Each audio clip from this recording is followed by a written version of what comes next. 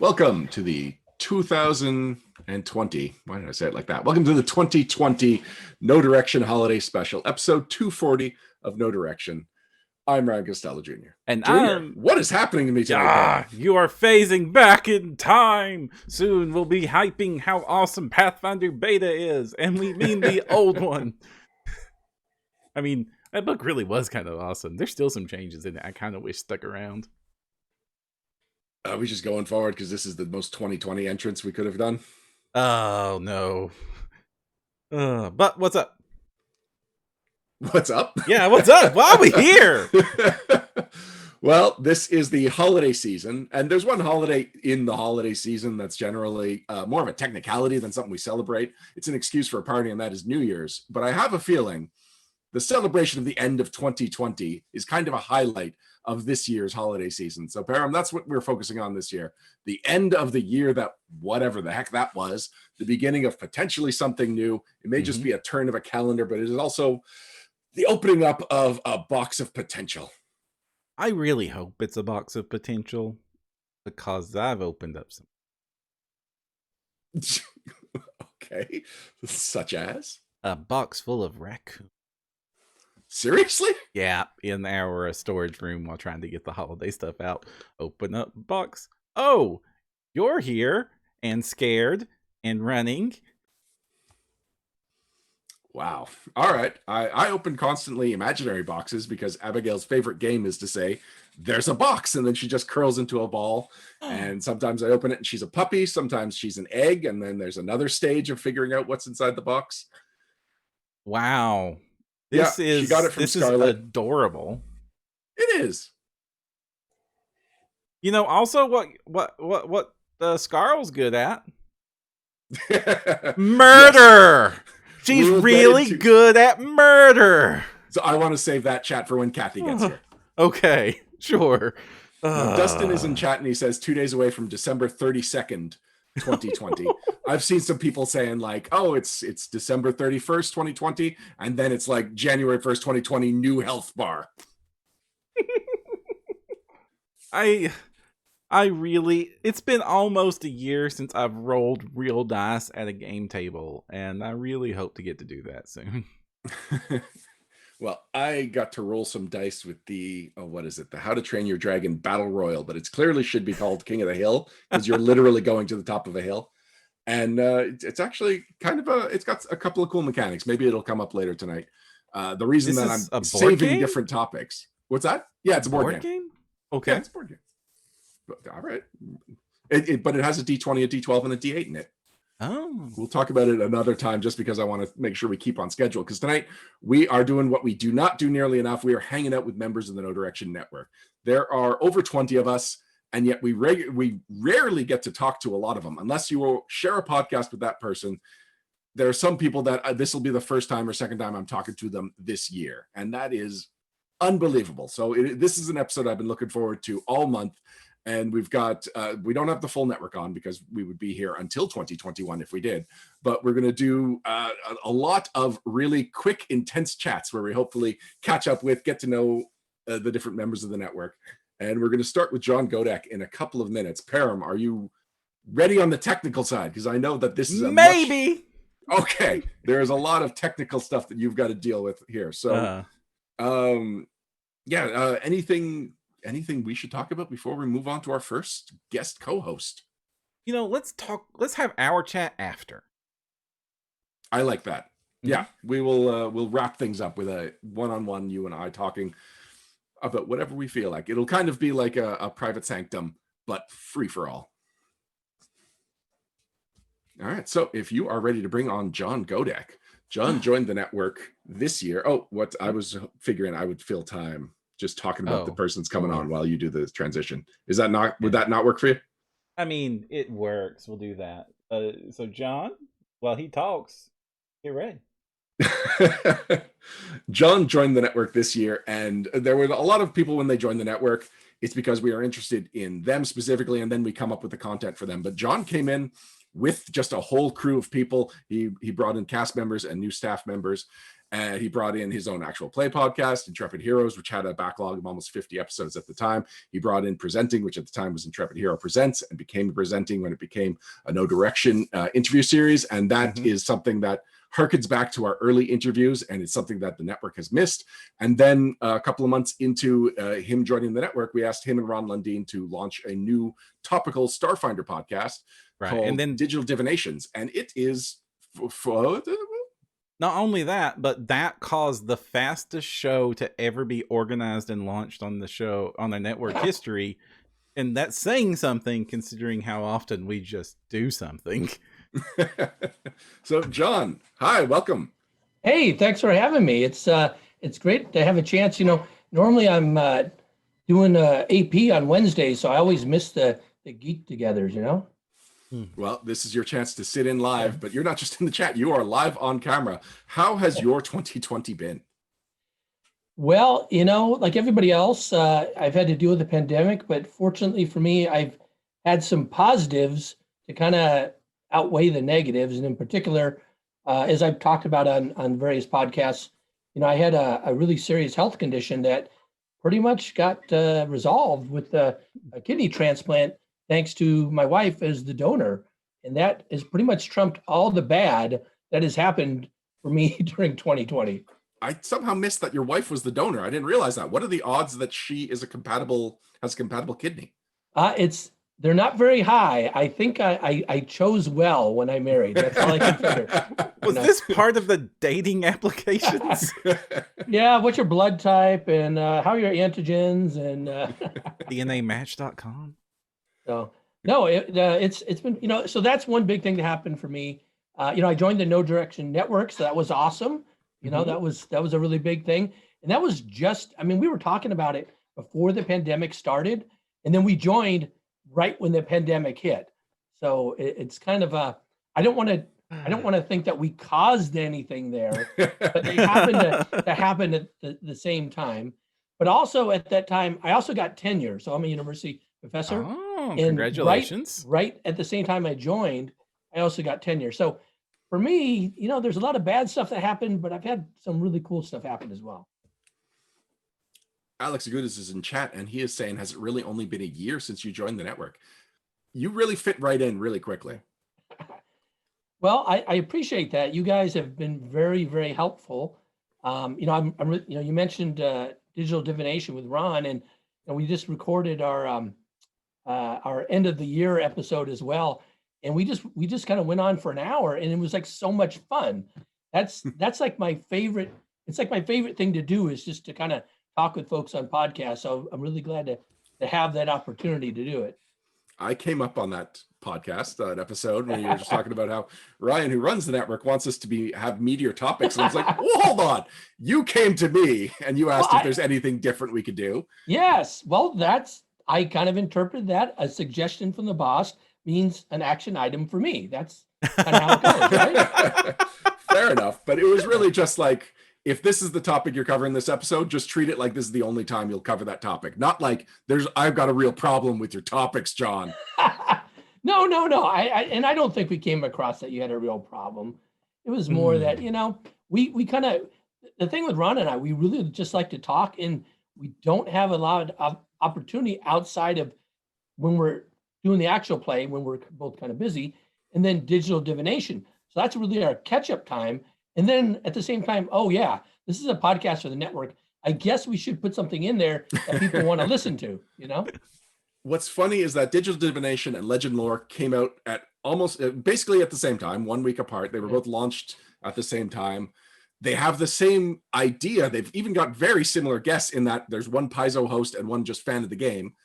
And yet very quickly, they each developed their own voices and went in their own directions. It's funny how they feel like they should be the same show, but they are very different shows. Well, and, I listened to, their first couple episodes, and I was telling Ron, said, oh, I think we're doing something wrong here. We're like way different than what they're doing, and they obviously know what they're doing, and we don't, so.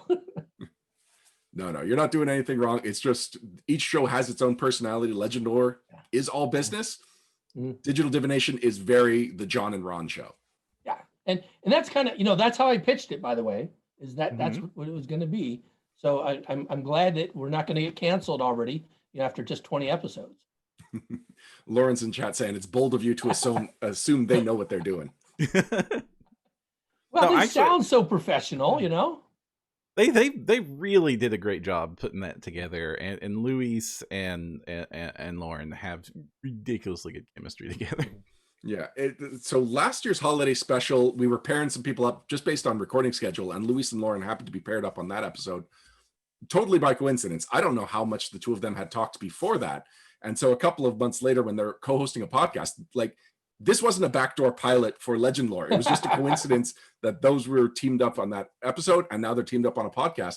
And they really just, there we go. Lauren's confirming in chat. They had almost never talked before that segment, and now they are co-hosts on a podcast. And yeah, they have incredible chemistry together. They're really smooth. They bounce off each other, and it really flows really nicely. Well, and I think that's really important when you're doing a regular show with the same person, that both of you can figure out the timing for things. When does somebody else want to say something? When do you want them to say something? How you can kind of make your pauses to fit those, and so you don't have to edit out 10 seconds of, oh, it's your turn to talk again. I loathe thee. But it's been actually yeah. something else you brought to the network besides your charisma and wealth of game knowledge has been technical knowledge. You and V together have been lifesavers for me and my sanity. And it's so great to have somebody that I can chat with the technical on how this network runs and to ask advice on and actually get answers I can use. Well, you and V are like way up here in terms of knowledge compared to me. I can manage my podcast and my equipment, and we were recording live originally before we had to go remote. So I'm more kind of in tune with a kind of a in-person setup, and I had to figure out how we were going to, like, all my players for the actual play, I had to get them all proper headsets so that would actually work remotely and not have to be plugged into my mixer and everything that I had physically there. So it was actually quite a challenge to figure that out. Intrepid Heroes, you're on book 4 as far as episodes that have been released, right? Or are you on book 5? We are in book, well, right now, episodes released, we are in book 4. I'm GMing and I'm halfway through book 5. So there's a lag of about 10 episodes from where we are publishing to what we have recorded. And in fact, so this Friday, we have a special end of year episode. We did one last year. We're doing one this year. So that's going to be published on this Friday. And then, I think we have another 11 that are banked. So it's conceivable in 2021, you will wrap up the adventure path. Yes. Oh yeah, no, for sure. It's right now, I was just talking to Jason Tondro last week. He's going to be GMing our book 6 because he wrote that. And he's asked if he can start a little late because he's got 2 APs he's finishing writing up in March. So he's going to start recording. We'll start the actual play recording for book 6 in March. And I anticipate that we'll probably wrap up sometime in the summer with everything, all the episodes published. So I'm sure you've had conversations about what will follow. Is that anything you want to discuss openly? Well, Ron has mentioned that he would like to GM Devastation Arc, which is another AP that he's the author of one of the books. It's the high level AP that's out there now, starts at level 13 and goes all the way to level 20. And I thought maybe he'd just GM one book, and he said, oh, maybe I'll GM all of them. It's like, well, that would make me happy because I don't have to GM the others. So I said, sure. The interesting thing about that is, so he wrote the last book, so the final book that brings you up to level 20. And last year, about this time, our group actually play tested part of some of the encounters there for him as he was writing it to give him a sense for the difficulty level and how the players would react. So we've seen, and we actually did that with this AP as well. One of his books, we play tested it the year before. So, we know a little bit about what's going on, but not the bigger picture. So you could all play precogs and just write off any of the information you have about where the AP is going. I suppose that's true. That's true. Yeah, so that's kind of the plan for that. That's a short AP. It's 3 books. So at the rate that we go, it takes us about 14 episodes to get through a book. Is kind of what we figured out over time. So that's 42 episodes. So that's over a year's worth of streaming. Just from that, given that we go out every other week. And is that typical for a Starfinder Adventure Path? I believe the adventures are a little shorter, the modules in an Adventure Path, right? Well, they're designed to be roughly equivalent to 3 scenarios, so 14 or 15-hour play. You can do them a little faster, sometimes a little longer. But I think we're about on target, actually, with what we do. So we are ready to bring on our next guest. It is James Ballard. James has been with the network for several years, but he had his last new article posted just at the beginning of 2020. He had to take time off for personal reasons, which I believe we're going to get into, positive personal reasons, but he is still a co-host on No Direction Beyond, where he shows up and in his typical earnest fashion says, "I'm James. I used to write Code Switch." Yeah, it's something that I'd like to go back into, but it's such a high research type of article that if I don't have a good concept, it's like, man, I'm just looking at all this physics that I never learned in high school and really just hurting my brain. Yeah, definitely. Like there's a lot of blogs that I've written where any of them, it's just the night before I could just bust it out. And it's mostly just like, I've GM'd, so what's a thing that I thought about while GMing? But Code Switch really was an interesting blog because it was so in-depth and it just broke things down in such a smart way. I really enjoyed reading it. And I look forward to someday maybe reading it again. Like if I can get a good hopper of ideas, I'm more than willing. It should still be, I think I talked to Pam, it wasn't up on the main screen, but like working on an archive so at least people can find it because it has been a little bit. Yeah, it actually got taken out of the drop menu for articles because those are only the current ones, but yeah, a lot of them are evergreen and still interesting. So I might just put it up there, make an exception and say Code Switch. Okay, well, I don't want to get into that because there's other people who also had blogs that are no longer up there, including some of mine. And I don't want to say Code Switch is better than any of them. I do. I've already got a plan I'm working on. Oh, all right. Param's got a plan. So yeah, I mean, 2020 was the year of floods in my house. I think I missed 3 No Direction Beyonds, making Vanessa and Alex very mad. I happened to get on Christmas Eve, but it's also been a good year. I produced something that I think has a lot of value, and I'm very proud of it. I don't know if Param has a picture, but I sent it to him. I made a workbench, and I've never actually made anything like by my own hands. So once I got a house and started having a family, I wanted to make sure that I could like furnish the place that I lived. Ownership of your domain. So what was it about a workbench that you decided this will be your starting project? Because everything else I need to do, I need a workbench for. If you've ever tried doing any work without a workbench, it hurts. You're not supposed to bend that way. It is terrible. and also building the workbench is practice for what you're going to do later. I had a friend that's like, why don't you just buy a workbench? And it's like, what? But that defeats the purpose. I've learned so much. In the picture that I sent Param, which I don't know if he'll be able to get up or if I need to resend it, I have 3 tools. One is from roughly 1910 or as old as 1890. One is from the probably mid 30s, late 40s. And another one's probably from the early 50s. And all of those needed care and restoration. So I learned like tool restoration in addition to like wood moves. Don't expect it to stay where you put it. So it's helpful for me when I want to do other stuff. Like my wife wants shelves, and I have some friends that are moving pretty soon, and they're big miniature gamers. So I want to at least build a small miniature case where they can display some of their like proudest minis. So just projects like that. Also a wobbly chair. I owe a friend a wobbly chair, purposely wobbly. Why do you have antique tools? So the tools that are made now, if they're made up to that same standard, they're generally way more expensive. If I want to pay $200 for something like a bench plane, I could, and it would be great. If I wanted to pay $50 for it, I would have to do a lot of work to make it run well.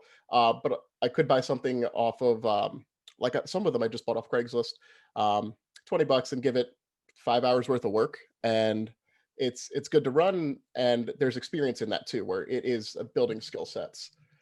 Okay, so this isn't like an old family heirloom that has built a workbench for every generation of Ballard.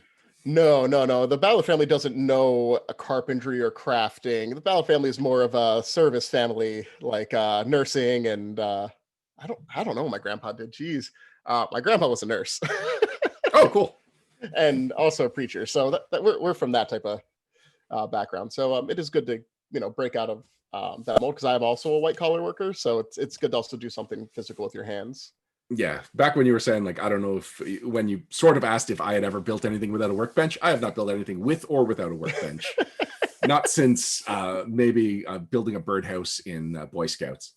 So, and that was basically, I supervised my dad building a birdhouse for me. I am definitely not someone who works with my hands. No, I gave it a try with making like a small shoe rack and went, man, this is hard. I should do that thing that people said you should do. So now that you have a workbench, what's your next project? Oh, you were saying game table, is that next?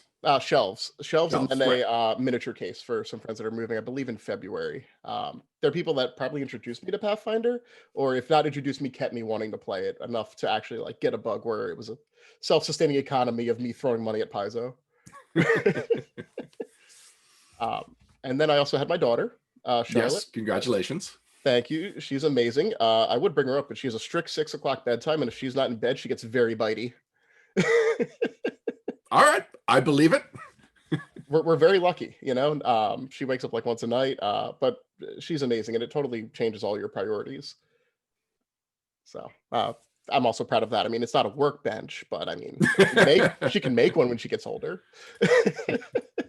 I did see you mention something about sharing a picture of my baby during the when we were planning for this, and you were talking about the workbench at the time. Yeah. And also that maybe I shouldn't call my workbench a baby, because I'm going to hit it with a hammer, and don't hammer babies. Don't do that. They don't take it well. No. Also, I want to say thank you very much, Ryan. I believe you wished me the merriest Christmas of them all. I have so much holiday cheer. Can I explain what happened there?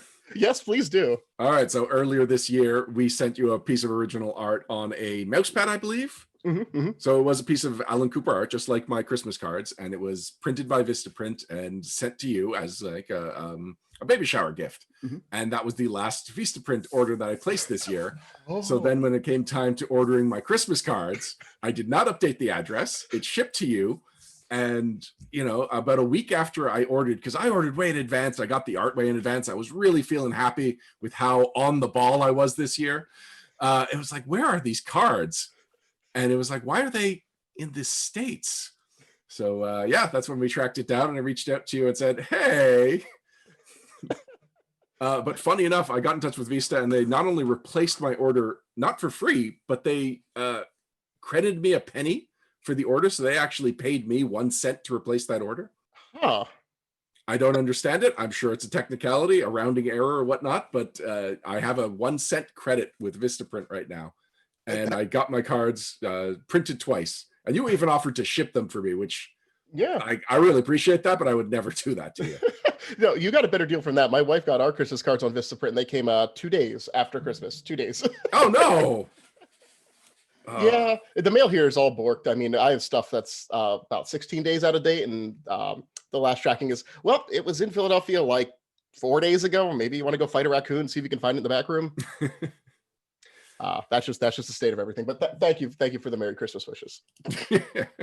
Yeah, the other thing I did was, those were not supposed to be postcards. They were supposed to be folded cards. So like after my second screw up, Tina was just like, you're not doing the cards anymore. So you have an artifact of the last time that I do the Christmas cards. I will treasure them forever. I'll get a frame for each one of them. I am sorry, everybody that is watching this video. It is not a great video. I mean, you say that, but it's fixed now. Yeah. I enjoyed it when it was your face across all 3 quadrants. It looked like cassette futurism. It's really cool. So, that's just KD Beyond style. It's just leaking into everything.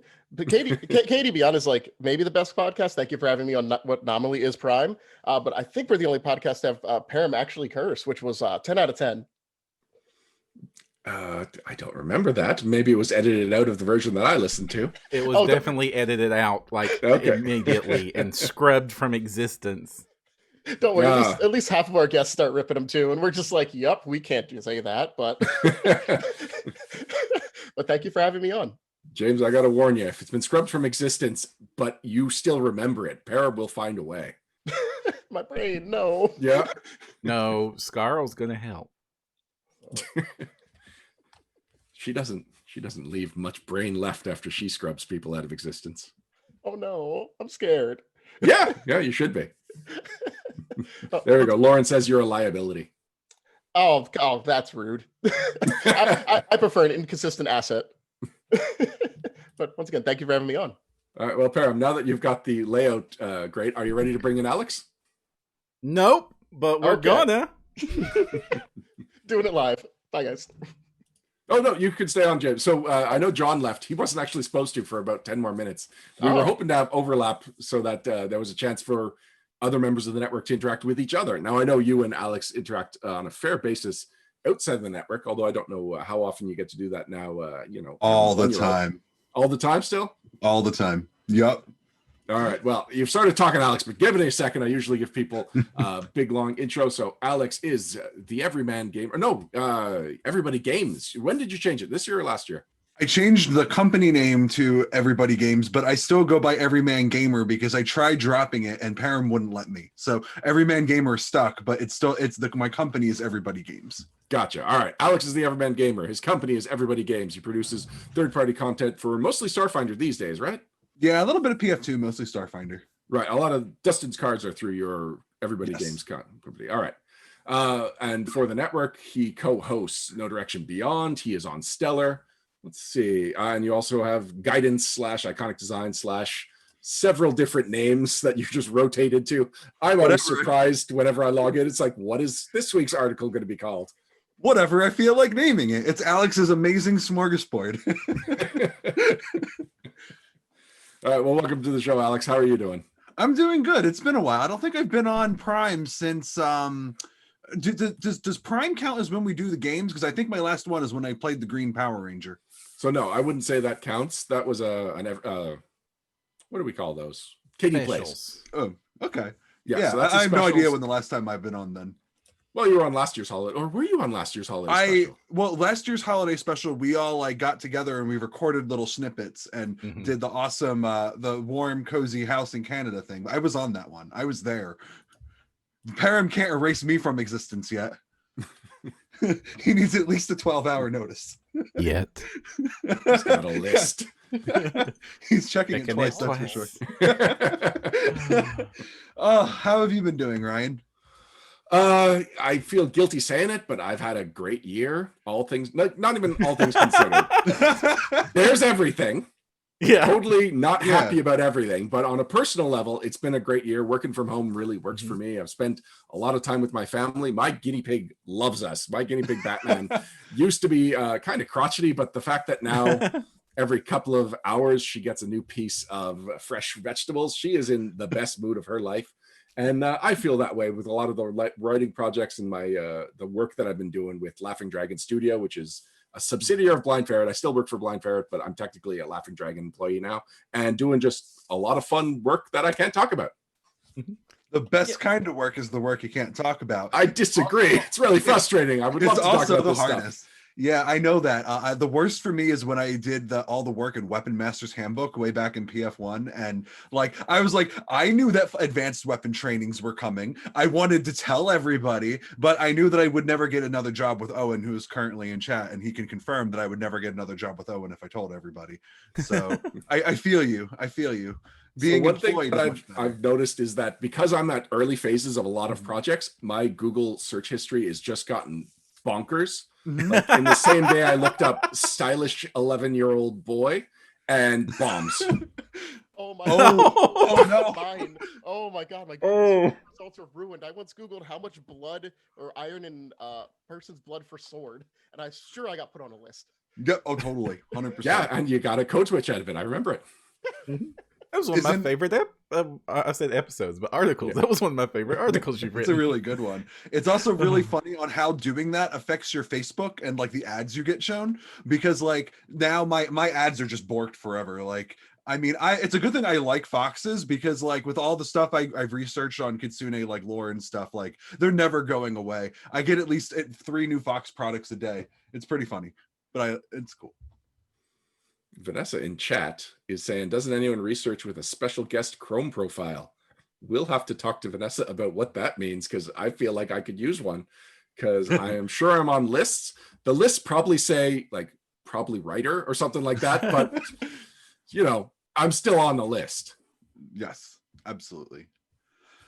So Alex, you were saying you haven't been on Prime in a while, but part of that is you're not really playing Pathfinder 2nd Edition, are you? Yeah, I'm not really playing a whole lot of it right now. We tried doing Age of Ashes like way back in January, February, and then the pandemic hit, and we were like, well.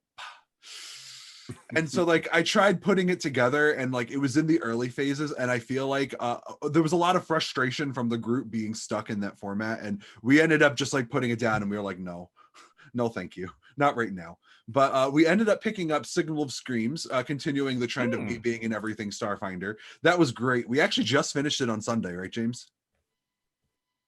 Satisfying. The Franklin Institute is a great resource if you're into that AP. Low-key spoiler, but nobody else will get that because no one else here is from Philly. Great stuff. Yeah, we had a good time. That's actually the first Starfinder character death I've ever had. My first character was a Brenneri mystic, and I got murdered really bad by my own spell. I was hoisted by my own petard. On your own petard. We've been through this. A petard is a grenade. Hoisted on your own petard means you're diving onto the grenade. I'm gonna keep saying it wrong. You can ask James. I'm off. I'm a great writer. I'm terrible at talking. But yeah, so what happened was we had one of our friends is like playing a melee technomancer, and he was getting his face smacked in, so I cast shield other on him, and that's where everything started to go badly. So at one point I got knocked down, and I got knocked down in an area effect that did damage to me every round. And in Starfinder, if you have no hit points, every time you take a source of damage you lose a resolve point. So what happened is that every round I was losing a resolve point for being in the puddle, and then anytime anybody dealt damage to the Technomancer, I was losing another resolve point because it doesn't end when you go unconscious, leading to a very dead otter. So the rest of that campaign, I played my mystic's wife, who was actually someone I mentioned that I was in the opening with, and originally my GM was going to give me like a horror scene where my wife got brutally murdered, and then that was going to be like my haunting for the rest of the horror adventure path. But it turned out that my character's death was my next character's haunting. So I played the rest of the game reminding everyone that my husband had been brutally murdered. So yes, we were going on this adventure, and I literally kicked every door open every time anybody tried to argue against doing the adventure. Like, no, I'm gonna find out who killed my husband. This is terrible. Good stuff. I did. I got revenge. The moral of the story: revenge is great. Don't let anyone tell you otherwise. Very surprised I didn't kill you in Dead Sons. I really beat you up in that AP. You came really, really close, but I was playing a soldier and I could take the punches a little bit better. I was playing Punch Boy. That was kind of his thing. Do you remember in the second book, though, you came really close to killing me. I know, I could taste it, the fear. The only reason I survived is because Butters came up and did the dolphin dive. And who is Butters? You can't just say Butters came up and did the dolphin dive. Our friend Vic played this amazing android mechanic who was like built around exocortex, and he said that his backstory was that he was an android that was repurposed from a toaster. And so his character's name was Butters because all I could remember of his original life was that he was designed to butter toast. I'm sorry, I'm losing it. I am glad it has been an amusing time for you, Alex. Oh, that was 2 years ago. That wasn't 2020. 2020 was terrible. I'm considered an essential worker like James is. So like we both kind of kept doing our jobs, except my job is I'm a behavior specialist. And I actually just got that promotion in September. Before that, I was what's called a behavior technician. A technician is basically someone who works to improve someone's behavior. The specialist is the person who writes the treatment for the technician to use. So it's definitely a step up on the ladder, but changing behavior means pretty much going into people's homes, which is really scary during COVID. But I needed the promotion in order to move up. And so I ended up printing a nice little mask, and, you know, I do it, you know, I'm essential, and it's part of the reality of 2020. But Yeah, it's been good. Like I said, I got a promotion. I launched a Kickstarter right at the start of the pandemic, and we funded. And so in October, I made the biggest third-party product player option book that's ever been printed. It is 430 pages of occult goodness called the Advanced Occult Guide. No, it is 400 plus pages of nightmares. I mean, isn't a cult? You're not wrong. So, like, one of the ideas for this book is that different people are scared by different things, and so what one person finds scary, another person is just going to find cool. So it's not really so much designed to be a horror book as much it's designed to be like weird, spooky, occult things. Like Godzilla has a stat block in this book because, to some extent, Godzilla is supernatural. Like that monster could not survive normally. So, yeah. We'll cut you off right there for a second, Alex, because James, your time with us is done. So is there anything you want to say before we let you go? No, just thank you for having me, and hopefully 2021 starts off pretty good for everyone. A lot of pressure on 2021. We'll see what happens. Oh, what a follow. All right. Thanks a lot, James. Take care. Bye-bye. Yeah, so James was an example of someone from the network that I have not spoken to in person until today, all year, and someone that I believe also I haven't spoken to this year, which feels odd because someone that I usually have a regular conversation with, but it's usually at conventions. That is our next guest, Owen Casey Stevens. Owen was for a while this year one of the co-hosts of No Direction Beyond. He is right now one of the cast members of Valiant, which is a second edition actual play. It is an original adventure written by J.M. Luis Loza, who brings in a lot of his love of Arcadia and gunfighting. And Owen has one of the most quotable characters on the show. We're going to talk to him about that and so many things. We could talk to Owen about anything, really. So, Owen, welcome to the show. Hi, thanks for having me on. Happy holidays. Thank you very much. I don't know if you were watching a couple of weeks ago. I was wearing this hat, which is my childhood Santa hat, which does not fit. I crammed it onto my head, and halfway into the interview with Logan, I just had to take it off, and there was a deep red mark all through my forehead for the other half of the interview with Logan. This hat is significantly tight from my big swollen melon, but I have to wear it backwards because the backside says I've been good, and that's not a claim I want to make online at the moment. So how are you enjoying Valiant? Valiant's a lot of fun. I have a great time with Valiant. I very much enjoy getting to play with those people. It's a great, creative, interesting, funny group of people. Honestly, I sort of wish we could share our group chats from trying to schedule game sessions, but there are good reasons not to, but they are almost as entertaining as the show itself. You have a history of making characters that become mascots of the group. I mean, if you want to call two a history, obviously from Obsidian Oath, Quendel was quite beloved. I got very lucky with that character and how the GM and the players embraced it. Similarly, my character for Valiant is Saren D. Pius, musician at law. And that concept turns out to have a great deal of riffing and roleplay value that works well with Luis's style and the overall game. Yeah, there was an episode that came in a couple of weeks ago because I do the blurbs on Facebook when I share these, and the blurb managed to fit in 2 Owen quotes from that episode. One was about double hats, and the other one was about being tiny little house gods. Yes. Yeah. When you're playing with a fun, intelligent, smart, interesting group of people, it's easy to be your best self as a player.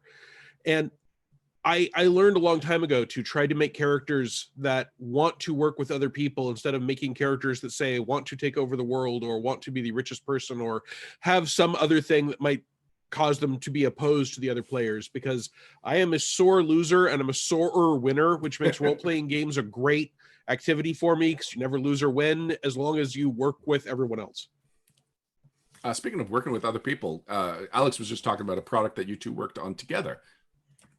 Yeah, no, that's a great book. I'm very pleased with it. It's one of the 2 big Starfinder books that Rogue Genius managed to publish this year. And I freelanced. It's a weird relationship, right? So Really weird relationship. Alex and I are partners.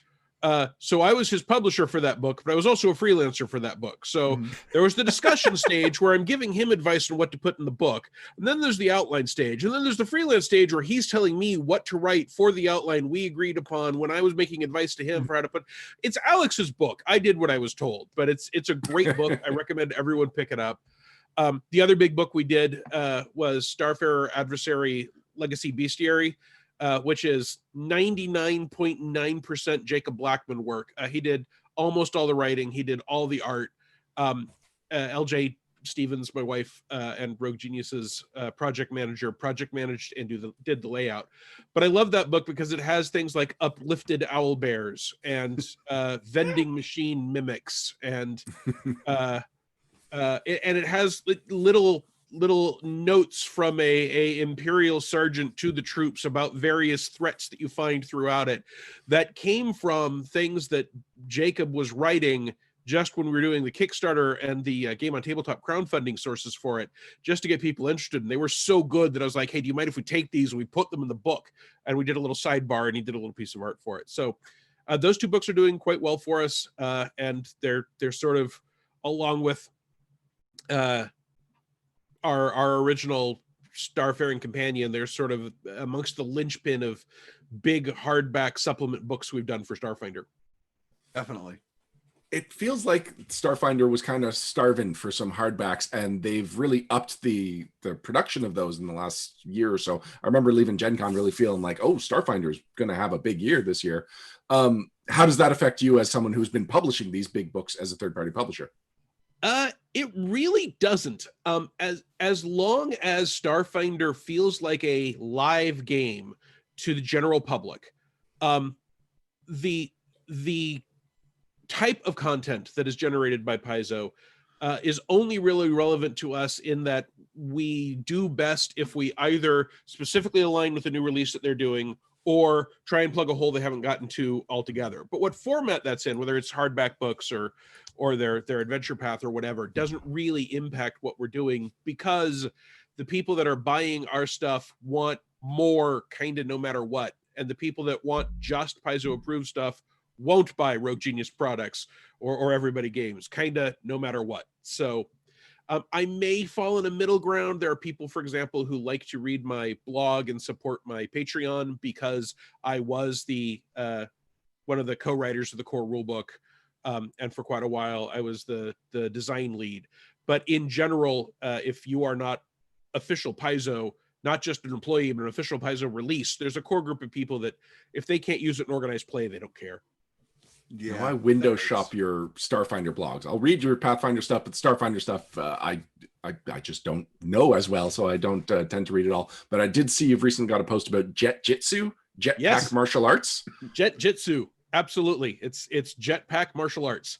It starts with just 2 feats and some suggestions for other feats you can use to get it, but it is specifically for people who want to have a character, like say maybe a Mandalorian, who has a jetpack and uses it as part of their direct combat options. And I was sitting on the sofa with the people in my household watching that show, and we went, oh, we have got to do something with that. And then the term Jetjitsu came up, and I actually did some research into the actual name Jujitsu to make sure that calling it Jetjitsu would not be an insult or inappropriate or borrowing from someone's religious culture. And Jutsu basically means the way or the action or the art of. So Jetjitsu actually works really well. I'm just going to open my can of ginger ale here. You got to have a can of ginger ale. Of course, So Canada Dry. This is a top. You mentioned something that's actually very relevant to us as a podcast, especially given the history of the network, is the relationship between what people play and the concept of a living game. Like, yeah, why does that matter as much as it absolutely matters for some random reason?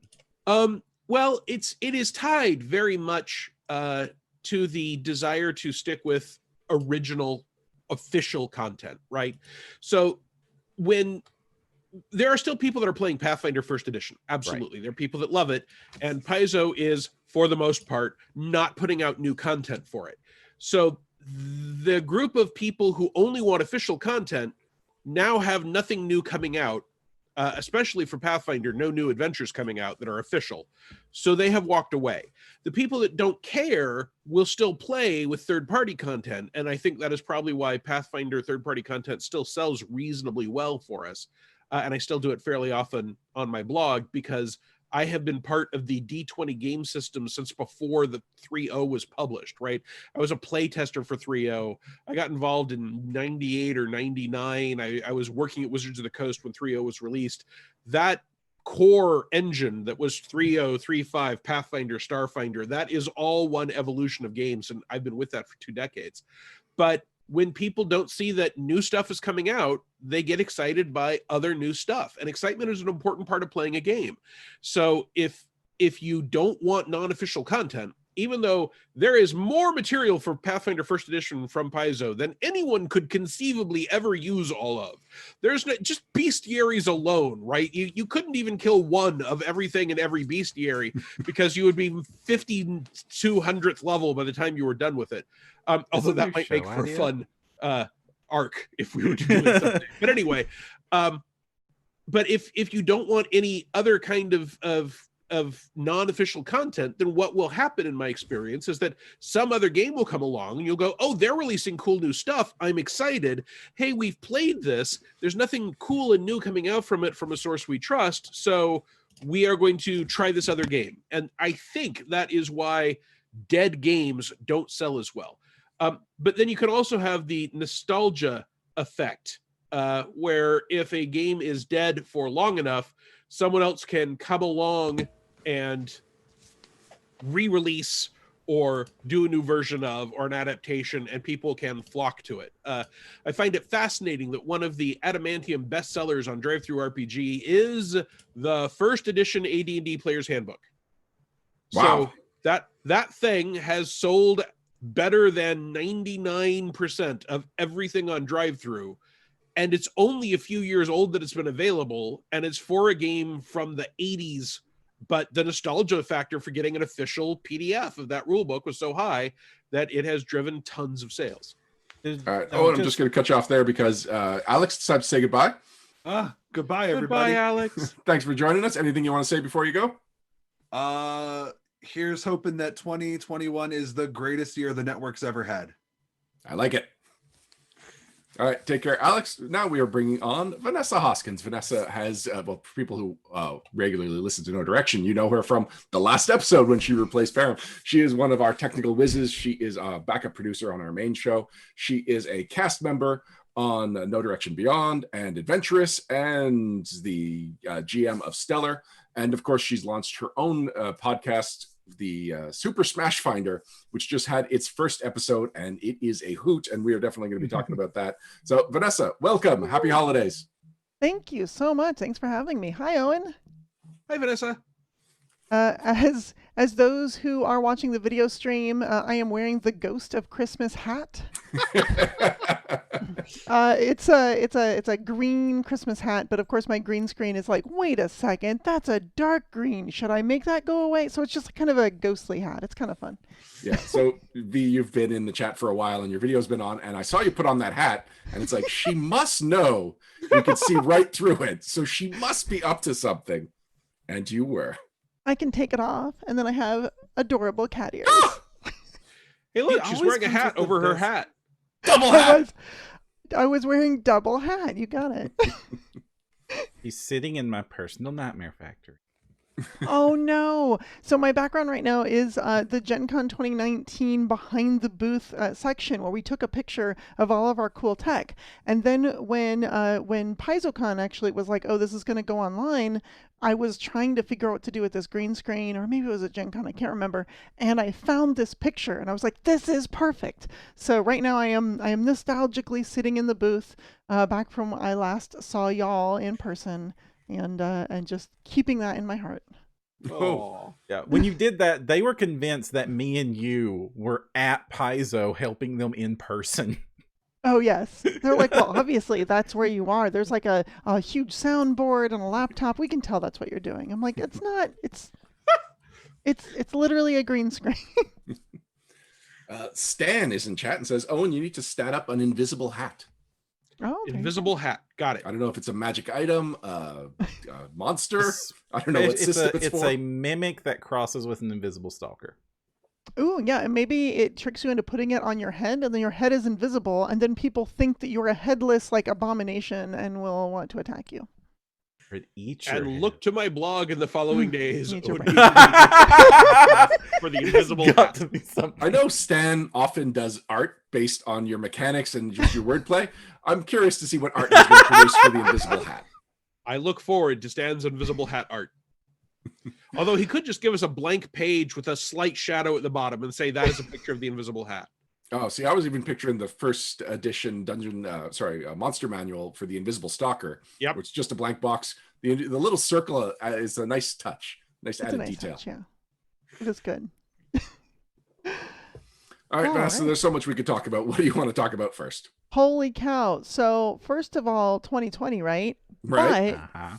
it's actually been an okay year. So earlier we were lamenting the many woes of 2020. My wife and I were and she was talking about a tradition that we always do, which is to make black-eyed peas for New Year's Eve for good luck in the next year. And because I was just at the grocery store and like doing a mad dash search to find any black-eyed peas I could possibly find.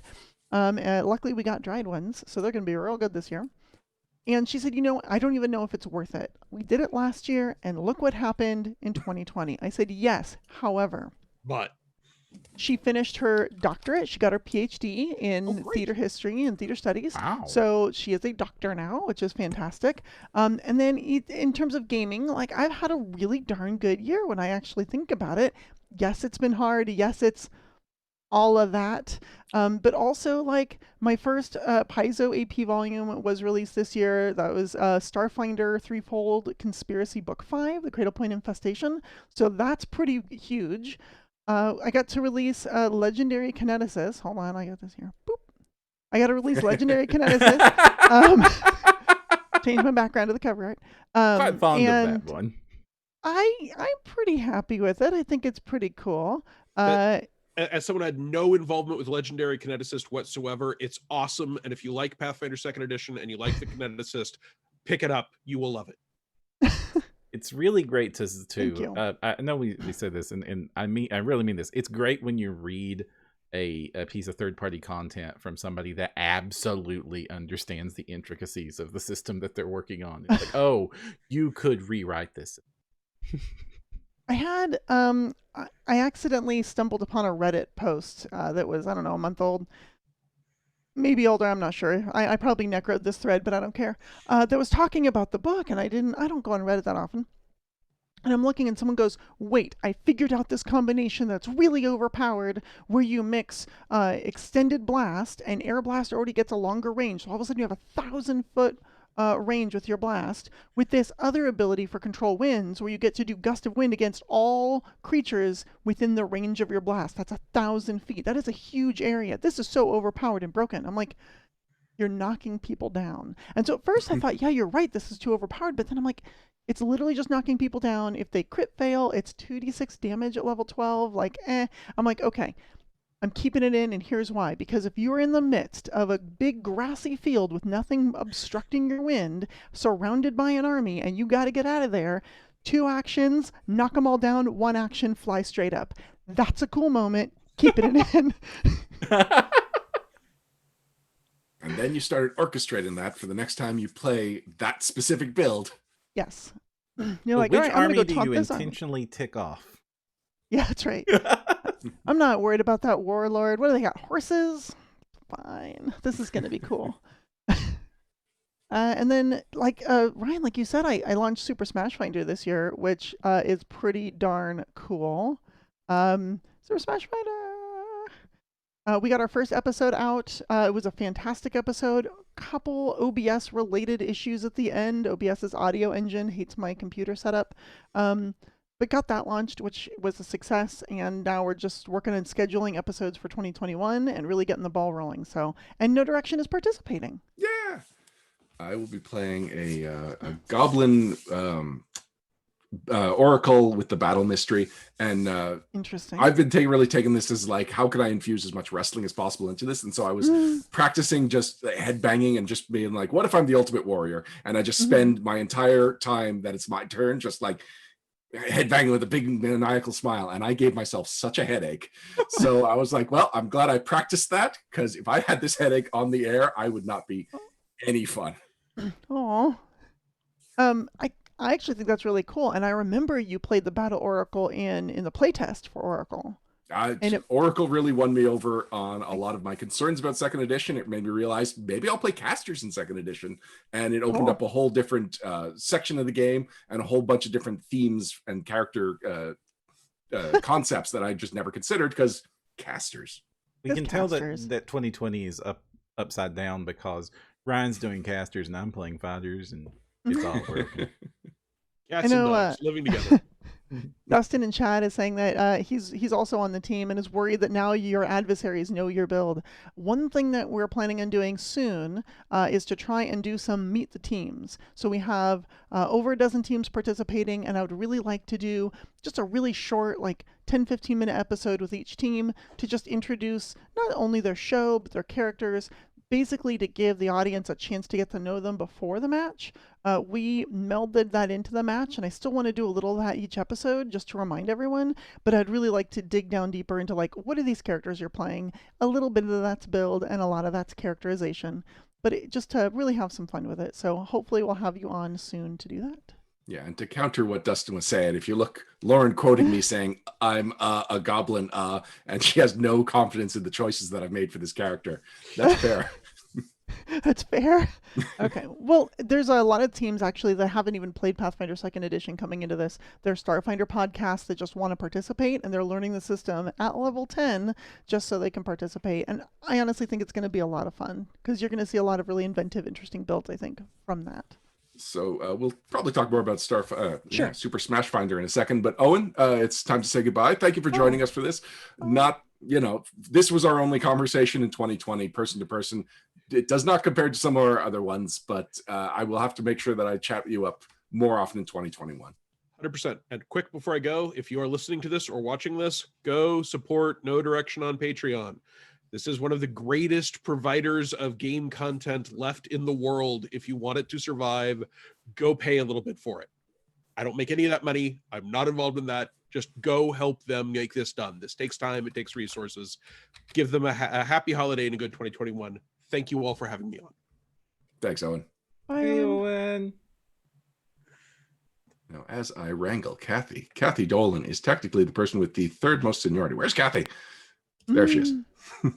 She is technically the person on the network with the third most seniority, but she is purely a cast member. She's never been staff. So she was a co-host on No Direction. She was a co-host on Geek Together. She is a player on Adventurous, or she was up until 2020. So one of the reasons I went out of the way to make sure that Kathy was one of the people on this episode is that people have not had nearly enough Kathy this year. And if anyone's curious what she's been up to, how she's been doing, I'd like to know some of those things. She and I chat fairly often, but still, it's important to get that stuff out there, make sure that the fans of Kathy, and there are many, know what she's up to, and that even though she's been in isolation and cut off from a lot of the technology that allowed her to join us for Adventurous, she's still doing pretty okay, I hope. Right, Kathy? I'm alive. Yay! It's a And also hopefully festive. this is working. Yes, I saw people wearing their Santa hat, so I had to get my Santa hat. So I will not buckle to peer pressure this time. well, my hair, I've shaved it off twice already in lockdown, and it's growing back kind of weird looking now. So I was like, I should cover that up. Are you okay if I quote Scarlett when she saw you with your new haircut? Yes. She saw you, it's like, oh, Kathy, you look so old now. Oh no. She said I looked older. Older, which sorry. is interesting because normally when people first meet me, they think I'm much younger than I am. So I was fine with hearing that. Yeah, you've definitely got a young vibe. Yeah. Just something that I appreciate about you. It's something I glam onto. So, what has your year been like, Kathy? I have been in this main part of my apartment since last March. And that's the only place I've been. Maybe the grocery store. But yeah, that's it.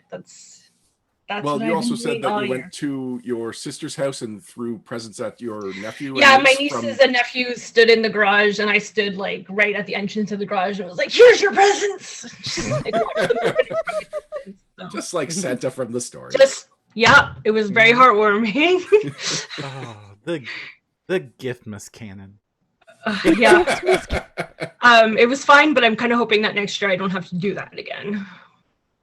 Well, Kathy, even though you haven't gone anywhere and we haven't played Adventurous for months, you No. and you are someone that I've played games with more than most people. We've gotten a lot of games of Among Us.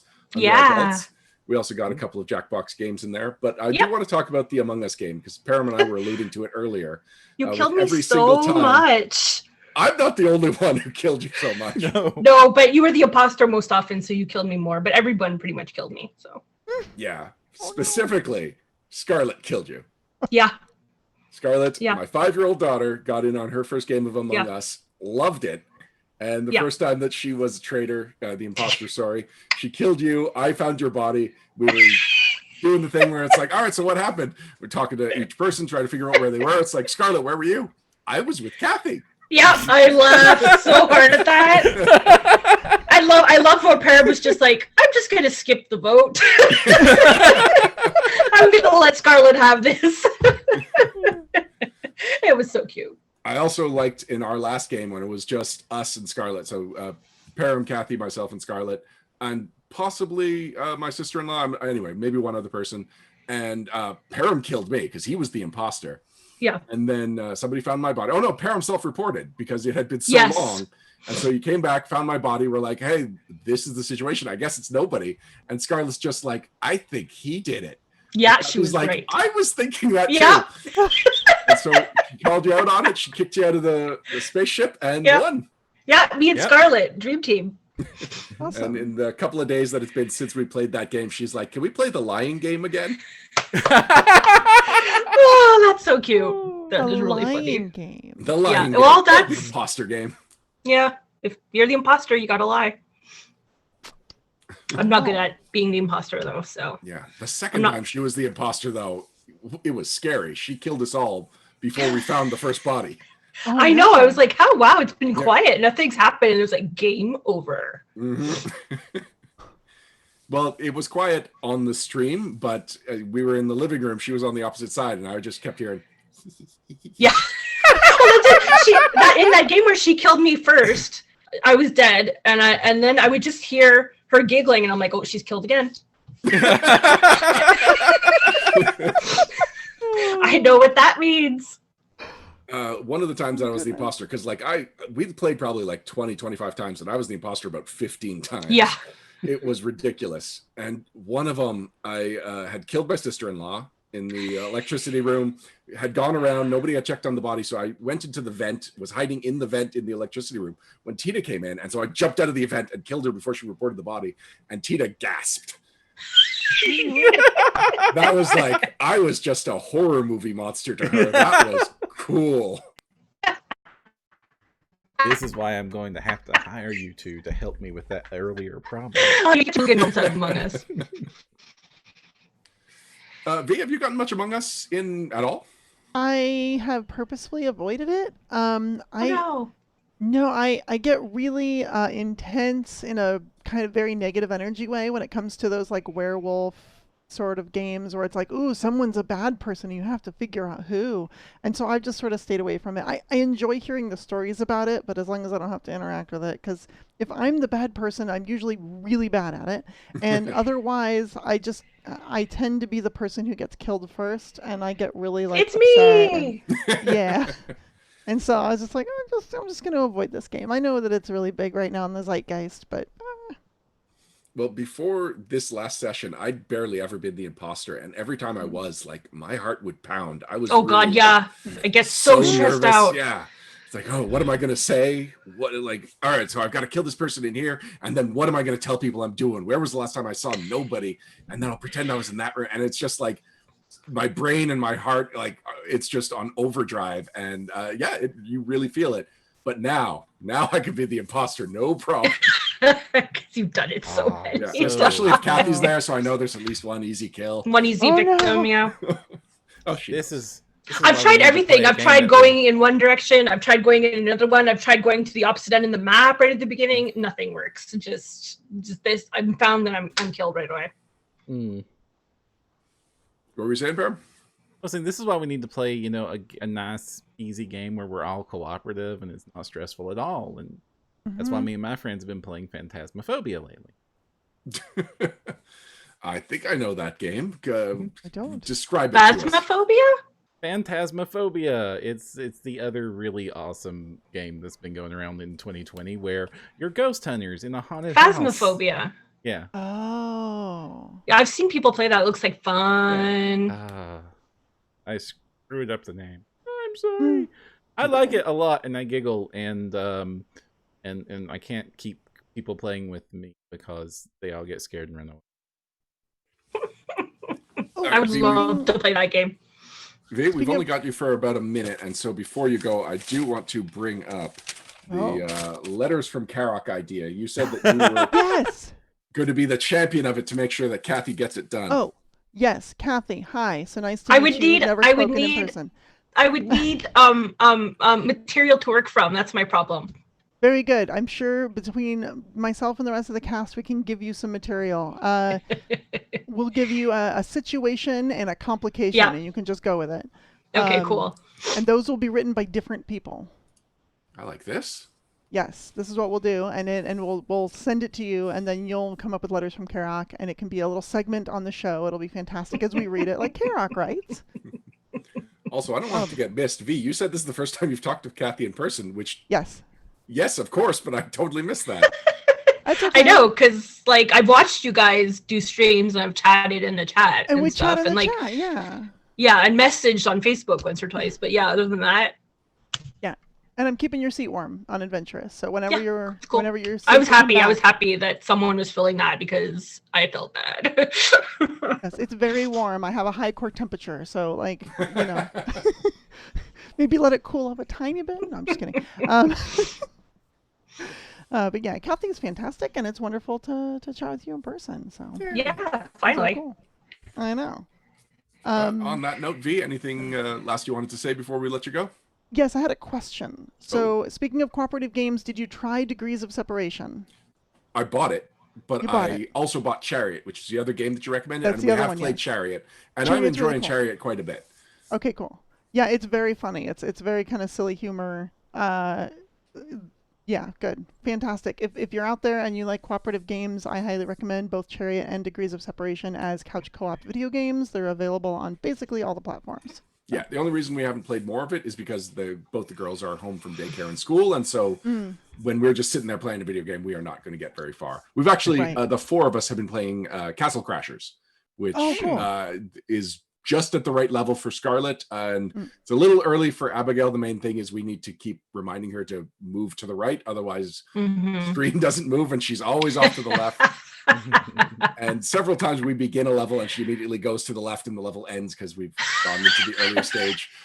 So she feels like she's participating, and the only thing that we really need to do hands-on is for her to move to the right. But it also what worked out was that Tina and I had previously played with Will, and so we had like a 25th level character and a 13th level character, which the girls are playing. So they've got survivability, and then Tina and I are playing brand new knights at first level, and so yeah, it's all working out. Good.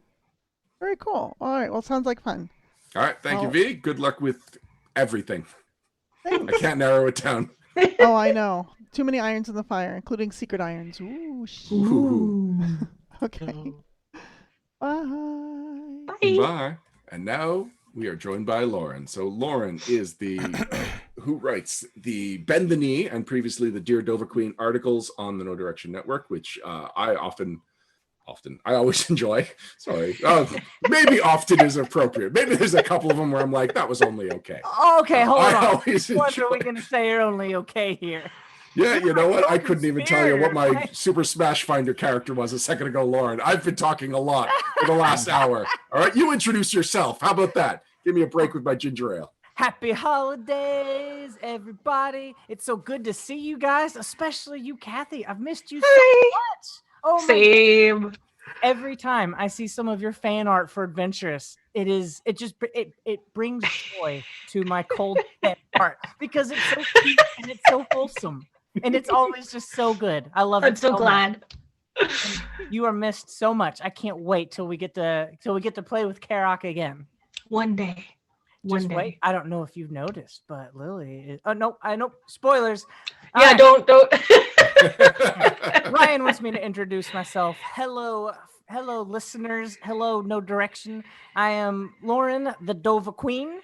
I write the Bend the Knee blog. I used to write the Dear Dova Queen and still would if I had time.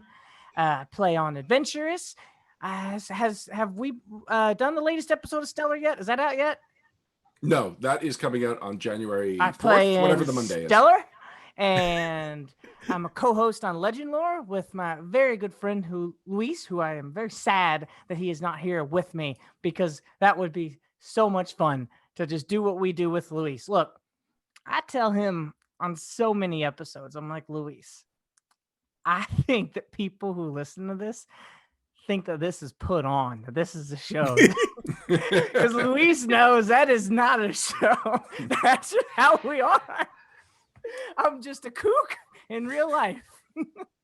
And he's your counterbalance because he's so not kooky. He's like negative kooky. Yeah. And I'll tell you, I'll tell you this. You and John were talking about kind of the way, Luis and I interact with each other. I stole that. Yeah, I'm not that creative. I stole it from NPR, a show called Talk, where it's just like, I've never been into cars. I don't know nothing about it, but I used to listen to it just because it was so fun to watch the way those two would go back and forth and talk about, what you needed to know about cars. And I loved it. I loved it so much. So when you first brought this to me, you said, hey, Lauren, I know that you're my slave, but I'm going to do this with Luis, who you've never worked with. Make it good. I was like, oh crap, what am I going to do? So I talked to Luis. I said, Luis, this is going to be Pathfinder car talk. And he was like, what the hell are you talking about? And we talked about it. We went over it, and I feel like it didn't take us too long to get a really fun kind of rhythm going, I'm sure the first episode's kind of boring, whatever. Look, all right, listen, if y'all didn't know this, if anybody didn't know this, anytime you watch a new TV show, you can't watch just the pilot. Pilots are always bad. They're never good. You got to watch like 2 or 3 episodes in. And I feel like after 2 or 3 episodes of Legend Lore, we start having a real good time. I think it starts to be a really fun show. I think it was a fun show from the beginning, but you're right. Maybe if I went back, it would be like, oh, this is more awkward than I remember it being. But within a couple of episodes, you two really built a nice camaraderie, a nice chemistry, and a nice just momentum because it's a show that doesn't have an A host and a B host. You both feel like you're both the A host. You both introduce an equal amount of segments. You both are the ones that do the transitions. And so it just feels like you're both on the same page. It's really fun to listen to. And that's by design. I told him going into this, I said, to get that car talk feel, what I want is I'm going to have my own notes for the script. But anytime I'm obviously done talking, step in. That's your time. And we try to just always be going back and forth. We're always leapfrogging each other to get to the next part. And and we have a script. We're not unscripted because I can't. I'm too scatterbrained for that. But even that kind of leapfrogging is even built into the script. And Harold Wizard in the chat is giving a shout out to the Batman test, and he called it the Barbarian test. I had to remind him it's the Viking test. It's forgivable because that's a fairly new test. The Viking test. We've done it in 1 episode? I think just the one. Yeah, but I mean, look, realistically, all right, way too many of the builds that I was doing for that show were Vikings. Maybe 9 out of 10 of them or something. They're all Vikings. I can't help it. It's just where I default to, To me, you might not like it. This is what peak coolness looks like. All right. Raiding the Saxons. Get in, loser. We're going to Britannia. Oh, that explains so much. That's why I have to, Lauren, your raiding prowess has gotten to the point to where I just got my butt kicked by Aranessa and blamed you. That's fantastic. That makes me so happy. For those who don't know, myself and Param have been playing Warhammer Total War 2. It was a gift from Param originally, and then I was like, nope, I'm buying all the DLCs. I'm utterly hooked on this. I will destroy everything. Param created a monster. I You've will unleashed the beast. destroy everything. Wow. Yeah, we've had some fun. We've had a lot The of first fun. night I'm walking her through how to install mods. A week later, she's telling me 20 mods I need to install to get the load order right. I'm like, how many hours have you had in this game? And like, she's passed me, and I've got 260 in it. Yeah, it was nuts. It was nuts. Like for a while there, I just lived Total War. Like this is 2020, right? Like a lot of our lives are online. So you know, one of the new things I've got going on in 2020, which by the way has been a fantastic year for me personally. Obviously not in the world, like things are dying, but like this year has been good for us. And so I'm back in school again. I graduated last December with my bachelor's of science and biology. I skipped my master's. I'm now working on a PhD in biology, wildlife biology. I'm specializing in animal cognition and intelligence. But the way this ties into Total War, because in grad school you only take like one real class when you're working on your PhD, and then you take like a bunch of like crap, like just lectures and like lab meetings and stuff. So sorry, I got myself confused. So one of these boring classes, I'm just like, I've just like got my camera off, got my microphone off. I'm just over here playing Total War on one computer while this professor's telling me like about logic models, which is not a thing. He just likes to hear himself talk. That's what we learned. All right. Logic Well, models we won't isn't be a hearing thing? Kathy talk for much longer in this episode because Kathy, it is about time we say goodbye. Is there anything you'd like to say before you go? Just that having people do stuff like this, like online, have little meetings and like putting out games and stuff, has been so useful for me, and I'm sure for like a bunch of other people. So I'm just super thankful that you guys and everyone do it. So I hope that, you know, it's helping a lot of other people too.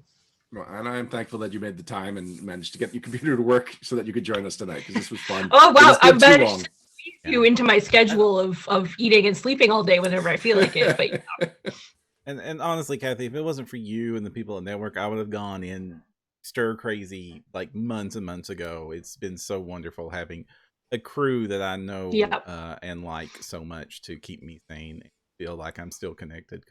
I've also been doing the super hermit mode, where I don't think I leave the house maybe once a month. Yeah.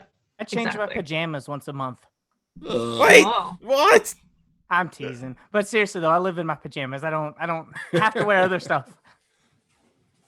Kathy, the other reason you have to come back to Adventurous, we need to up the Canadian ratio, because it started as like half Canadian. I know. Then Ari left permanently. You went on hiatus, and now I'm just surrounded by people that talk about miles.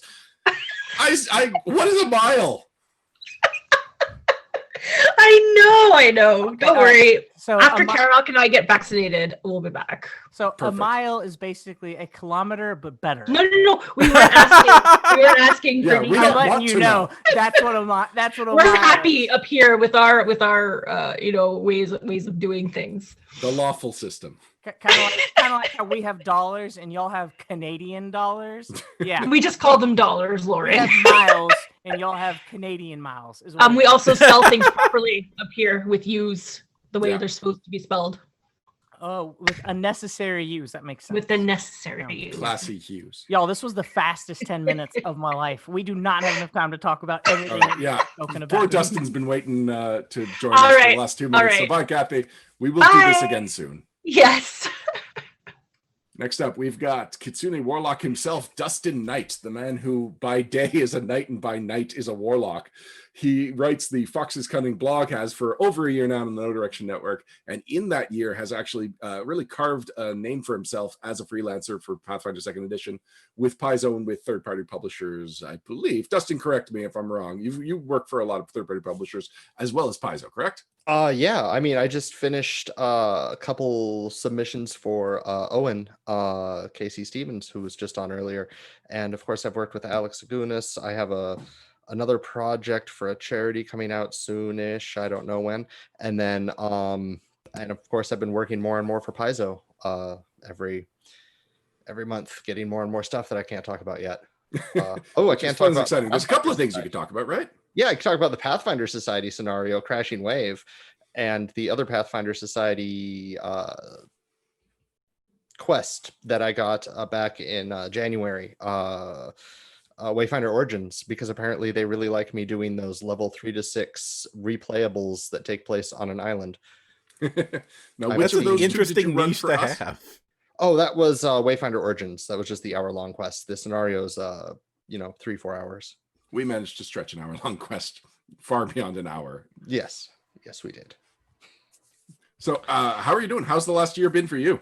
Oh man, I mean, it is funny because like back in 2019, we were kind of telling myself like I'm gonna take this year off in terms of like traveling and a lot of my work, so I could focus on trying to become a freelancer and work on my Paizo stuff. So in that case, it's actually been pretty good for me in terms of getting Paizo to notice me and the monkey's paw closes. and give me lots of new works and opportunities. I'm feeling great in that regard. And of course, I got on the network and I've been doing more and more with you guys and Super Smash Finder and Fox's Cunning and running my Pathfinder Society lodges now online, which has been got a lot of help from my unofficial venture lieutenants who have been doing really well there. Also being super clutch in their online conventions. Oh yeah, helping out with those. Yeah. Dustin is like, as people need to understand, like V and John, Dustin has like exceptionally stepped up and has become a humongous help for like just the core infrastructure of getting things done on the network. You're invaluable. You've basically become invaluable. You are the person with your finger most on the pulse of what is going on too. And so we've got a little section in the back end of our Discord where we put news items. You're the one who populates that the most. You let us know what's going on, what should be talked about, because that stuff often gets missed by the rest of us. And so your fresh set of eyes and your enthusiasm really help the network out. Hooray. Thank you very much. That means a lot to me. And once I become absolutely invaluable, I will smoke bomb and you'll never see or hear from me again. Curse you! That's when the knight becomes the warlock. I warned you, that was my plan 11 years ago. It doesn't work. No, they just drag you deeper and deeper in. I was brought on to write an advice column. Look at me now. I have those Costello hooks just sunk so deep into me. And here I was feeling bad that we hadn't offered more stuff for you to do, Dustin. Like, you're not on any of the podcasts, you're not on any of the actual plays. Is this something that would interest you in the future? Oh, definitely. I'm just still getting used to talking on camera and not freezing as much as I do. I've been trying to open products I get from the mail for retail therapy products on Facebook, trying to just get used to talking on camera and all that such. I was actually, while I'm here, I was really happy to get to do a Bend the Knee, because that was something I've always wanted to actually be able to write myself. Been reading them for so long, and now I'm like, oh my God. Oh my goodness. Well, thank you. Which one was your question again? Secret Agent. Oh, that was so fun. Yeah, that was really fun. That was one of the ones I liked. Ryan. For those who don't know, Ryan is my co-conspirator in this. I got so busy with like everything going on in my life. The only way that blog was able to come back was because Ryan came to me and said, let me take some of the burden from you. Let me help you make this happen because it's fun. And now I'm hearing this. I'm hearing dissent amongst my partner. No, it's something, because I know you could take a teasing Lauren, and now it's become a running gag. Oh, a running gag. A running gag. I very much like Bend the Knee, and I am glad it's back. And while I would offer that to anybody, that if there's one thing that's an obstacle to you getting your blog done or whatever, reach out to me. I will see what I can do to help. And in your case, it was a lot of the logistics and talking to people, and it's like, that's not even work to me. So we managed to make a really good team to get that blog constantly churning. Yeah, it was really funny how like the thing that was easy for me was the thing that wasn't easy for you, and the vice versa. Because I can just spit out those ideas, you know. I have seen, and anyway, yeah, it's nice when a couple of people work together on something and just fit together like a couple of puzzle pieces. Well, puzzle pieces meant to go together. Well, I'm Right. about at time, and I don't want to take any more of Dustin's 2 minutes. So, Oh, All right, Lauren. So anything you want to say before you go? too much, which means I should not. Way too much, I want to say. So I guess we need to do another Geek Together soon, because I just want to talk shop with y'all. I just want to have fun with y'all so much. Perrin was talking about playing cooperative games together. Y'all, like, the network gave me a key for Tabletop Simulator. Why aren't we using that, y'all? Let's do it. Come on. I got stuff to talk about. One of the themes of this year is that a lot of us are very busy, and Geek Together was often sacrificed. And I didn't mind this year because people's podcast listening has changed because there's not a lot of commuting. And so a lot of people just don't have the time for it. So Geek Together was something that if we're not putting that out once a month, that gives people an extra day to catch up on their other podcasts. But as we're going back into people most likely commuting into work and whatnot in 2021, why do I keep saying it like that? In 2021, I think Geek Together is something that there is now more of a place for people in their listening habit. And this episode really shows that, we like this. Why aren't we leaning into this more and using it as an excuse to just hang out with people that are fun? I disagree with all of that. Geek Together could just be for us. We just do it for us, and we happen to, turn on the record button, I don't understand. Like, Yeah, it's weird, but honestly, our audience and our community always tells us that they love those episodes best when we have no plan. well, okay. This is how I see it, and I won't take more than immediately to get through this because I'm so over time. It's a team building exercise. We build the chemistry in the team, and that stuff comes out in the podcast and in the blogs, and it makes all of our content it's the better. trust exercise where Ryan goes into storage with me, and then I come out of storage. Oh my goodness! At least call me before you do this. I have a lot of room in my trunk. What is happening? All right, I'll see you guys in 2020 Part 2 Electric Boogaloo. All right. Well, Lauren was so quick to leave. Andrew has not joined in. Okay, there we go. He's just joining in now. So Andrew joined the network along with John Godak, Ron Lundeen. I almost said Ron Rudat. That is someone who worked on G.I. Joe. And the Intrepid Heroes. So they came over, and Andrew was one of their bloggers, and he came over with a blog that we renamed Something Creates. Andrew, will you remind me why we needed to rename it? I forget what it used to be called, or maybe it just didn't have a name. Yeah, it didn't have a name at the time. It was basically, I was just making Rakshasas for Intrepid Heroes. I didn't really have a blog name yet, so we needed a real title for it. All right, well, we got that real title, and after you finished up a couple more Rakshasas, you came in and you decided to do an entire Starfinder quest line by yourself, alternating between the next installment of the quest, design notes, and it really became a fascinating thing to follow along with. And I really hope people have taken advantage of it, played these quests, and just realized just how much content you churned out for the network in the last year. Yeah, I'm really hoping. I'm actually planning on running some of my personal players through it, possibly while I'm doing some Fly Free and Die, or not. Free or Die. Fly Free or Die.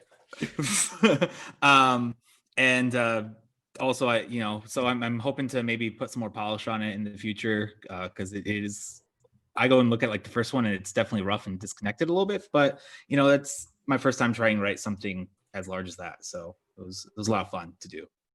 Now, when you wrapped it up in mid-November, I wasn't sure what you were going to do next. You followed up with a planet and then an archetype part 1, it's called. So even though the 5 parts of the quest have been written, it seems like you are not done with this particular chunk of creativity.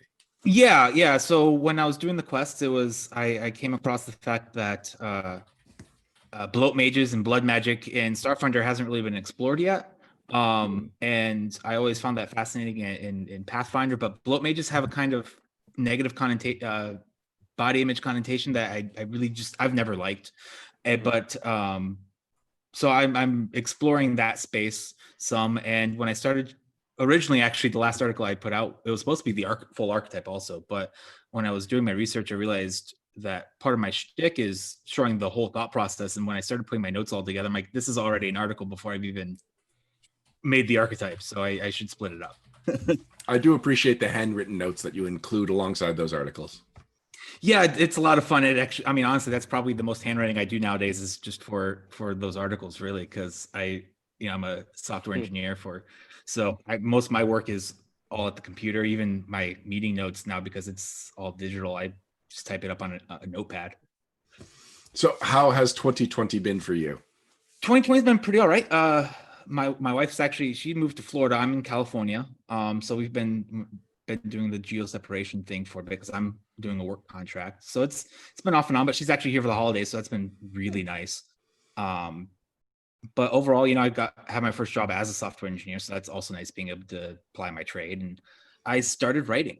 I started Intrepid Heroes in January, February. I'd have to check the Intrepid Heroes website for the first post, but somewhere around then, about this time last year, I was talking to John about posting and starting to blog for them. So it's been an interesting year for sure.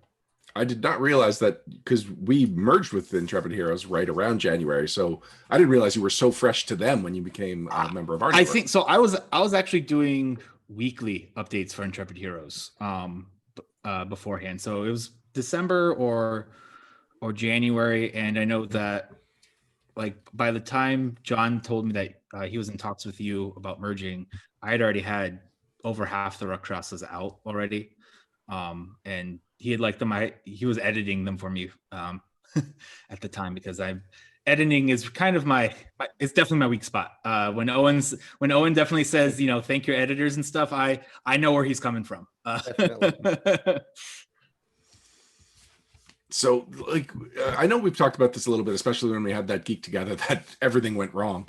But just remind me, how did you and John even get connected? John actually came down to one of the Sacramento. I'm a venture lieutenant for the Sacramento area, and we had hosted a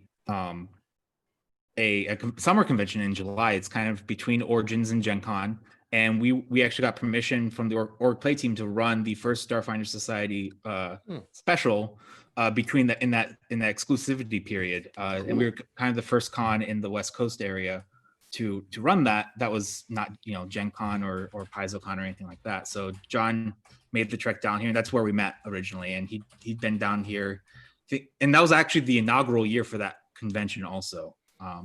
So it was, he came down for that, and then the next year actually, Amanda Hammond and Rob McCreary came down as guests, and that was really great to meet them. And Amanda GM'd me through a Skitter Shot, and that was very cool.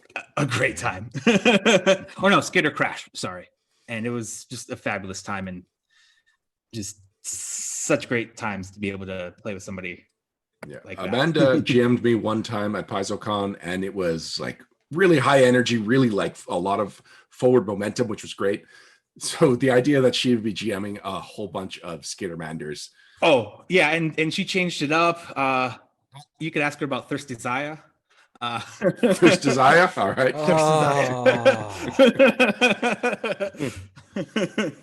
And yeah, it was a good time. I've been a part of the Zaya clan before. Did you mention the name of that convention? Intergalactic Conquest. It's here in Sacramento area. We basically have three cons every year. They're pretty small. We get about 30-40 tables of Paizo stuff every convention, but it's a good crowd. We get we get a lot of the Bay Area folks come down, and we go down to the Bay Area cons when that happens and stuff like that. So we have a good little org play community here. All right. So I know Sacramento is in California. Where? Yes. What is the Bay Area? I know I've heard the term before. So like I don't really know. San Francisco, Silicon Valley, Oakland, that kind of area. Okay. And where is Sacramento relative to the coast? Sacramento is about 2 hours east of okay. San Francisco, basically. Yeah, it's kind of between Lake Tahoe and San Francisco, basically. So I guess when I think of California, I think very thin. So I didn't think there was 2 hours east of California. It is wider than you think it is. Apparently. Yeah. Well, and also there's traffic. I'm sure if there was no traffic to the Bay Area, it'd probably be hour and a half, maybe hour 45. But once you get hit Oakland, there's traffic, and then suddenly everything takes a lot longer. So where are you going with Something Creates next? I'm so right now I have the archetypes, and then after that, I'm actually I might do kind of what I said, running my players through some of the stuff. I might do kind of a development / editorial pass and kind of go through that process. Really, my whole plan with Something Creates is to really show somebody who's new to this and the steps that they go through, because I'm new to a lot of this. So I'm really keep going through some of the steps that that happens there. I might try to make that quest into a PDF product of some sort or another and go through the steps of layout and things like that. I don't know yet. And of course there's wonderful network members that I'll probably solicit advice for as we move on as well. So I love the idea of doing a blog on development, because there's so many writing blogs and about breaking into the industry.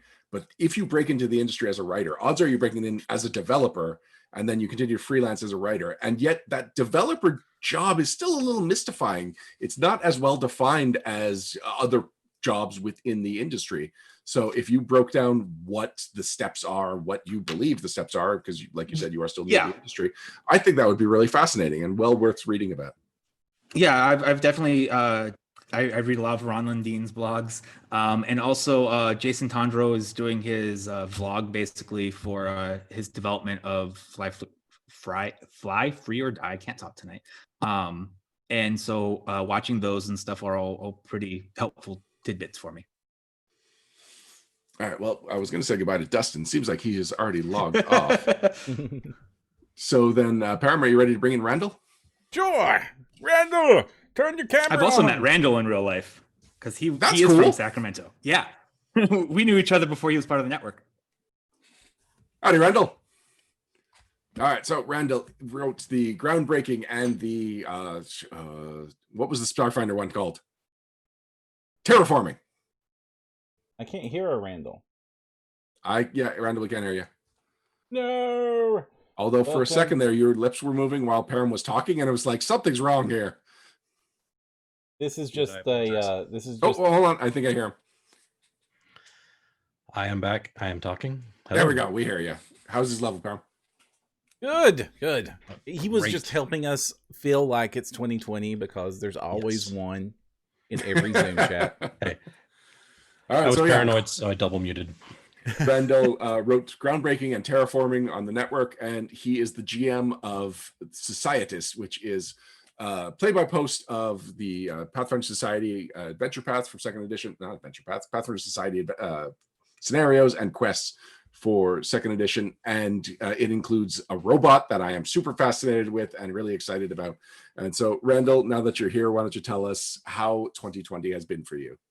2020 has been very interesting. We moved from Sacramento to near Seattle, Washington on May 1st, roughly.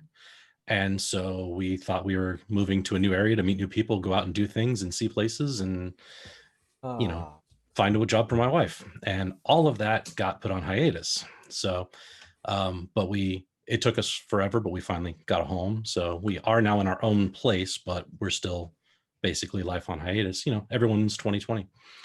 I remember the months leading up to your move. We were talking about PaizoCon plans, and it's like, if everyone could come a little early, we could have RandallCon for the days leading up to PaizoCon, and we were looking at the logistics of that, as we were also just looking at the logistics of whether PaizoCon was even going to happen.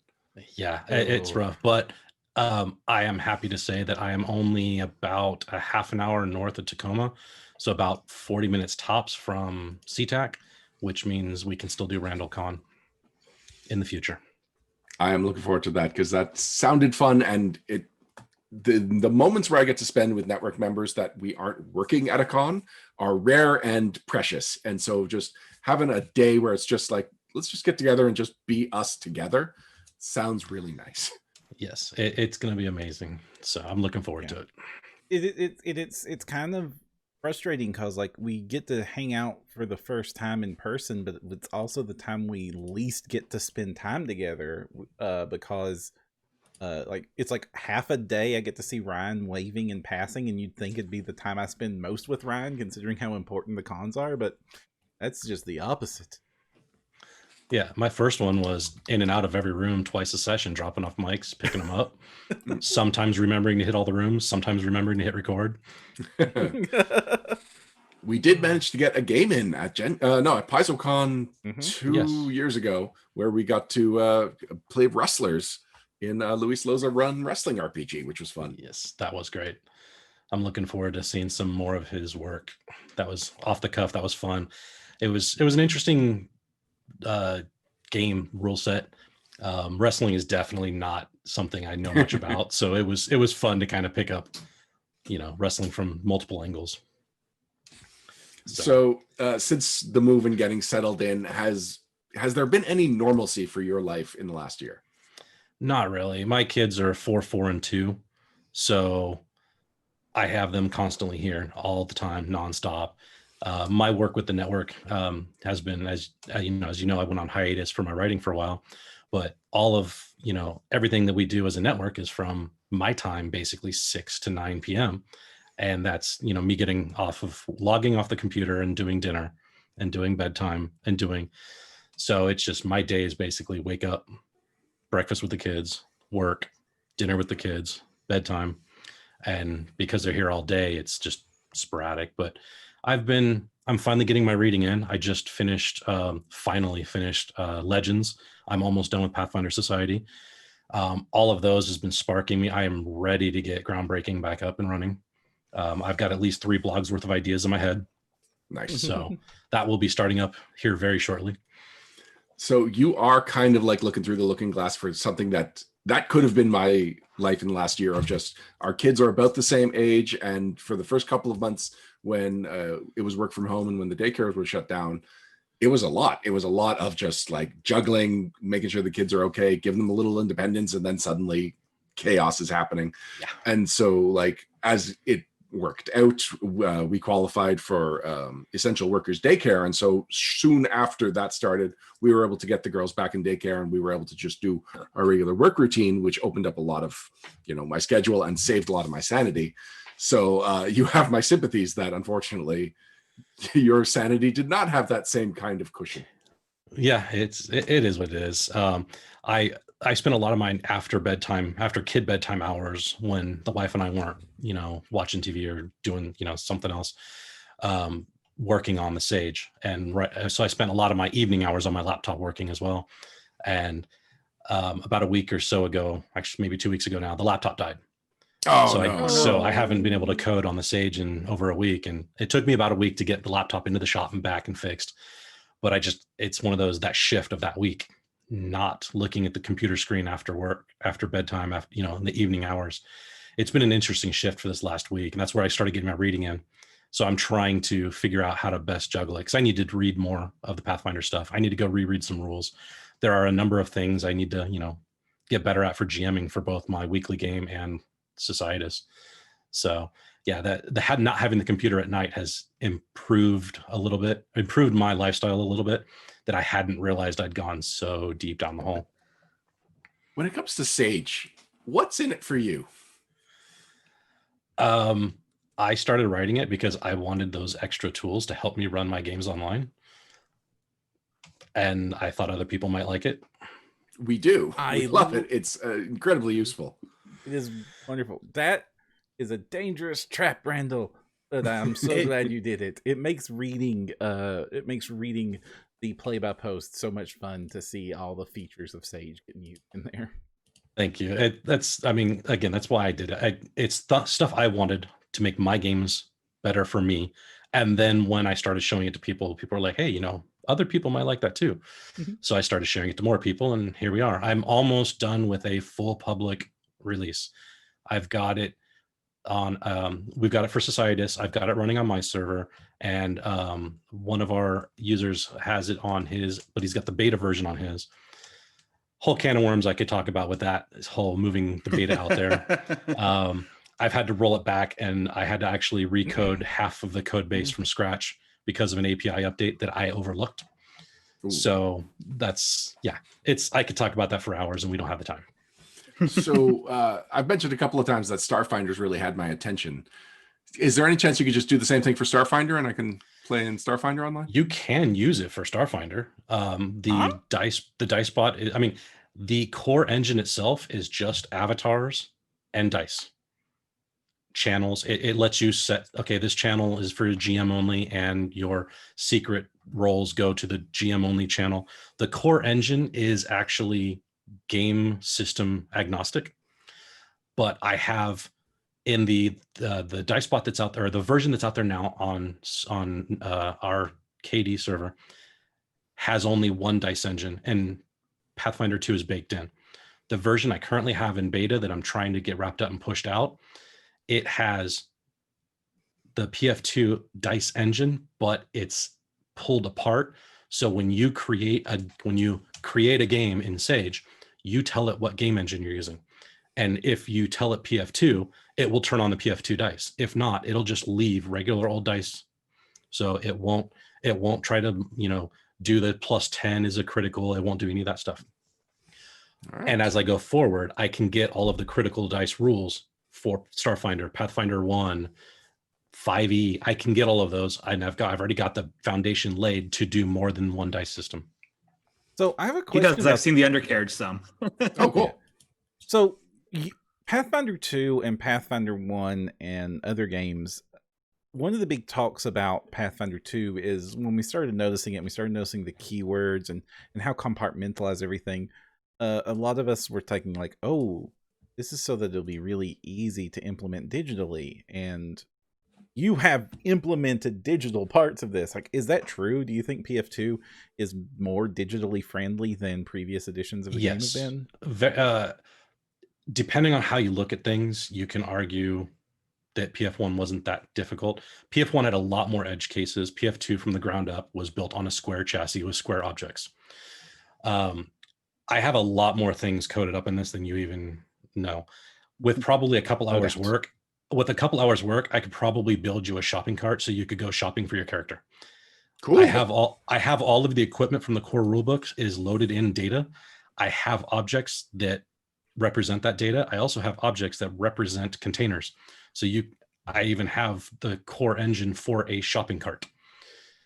So on a web version, an early web version of this, before I turned it into a Discord bot, I had an actual shopping cart that I used when I built my characters.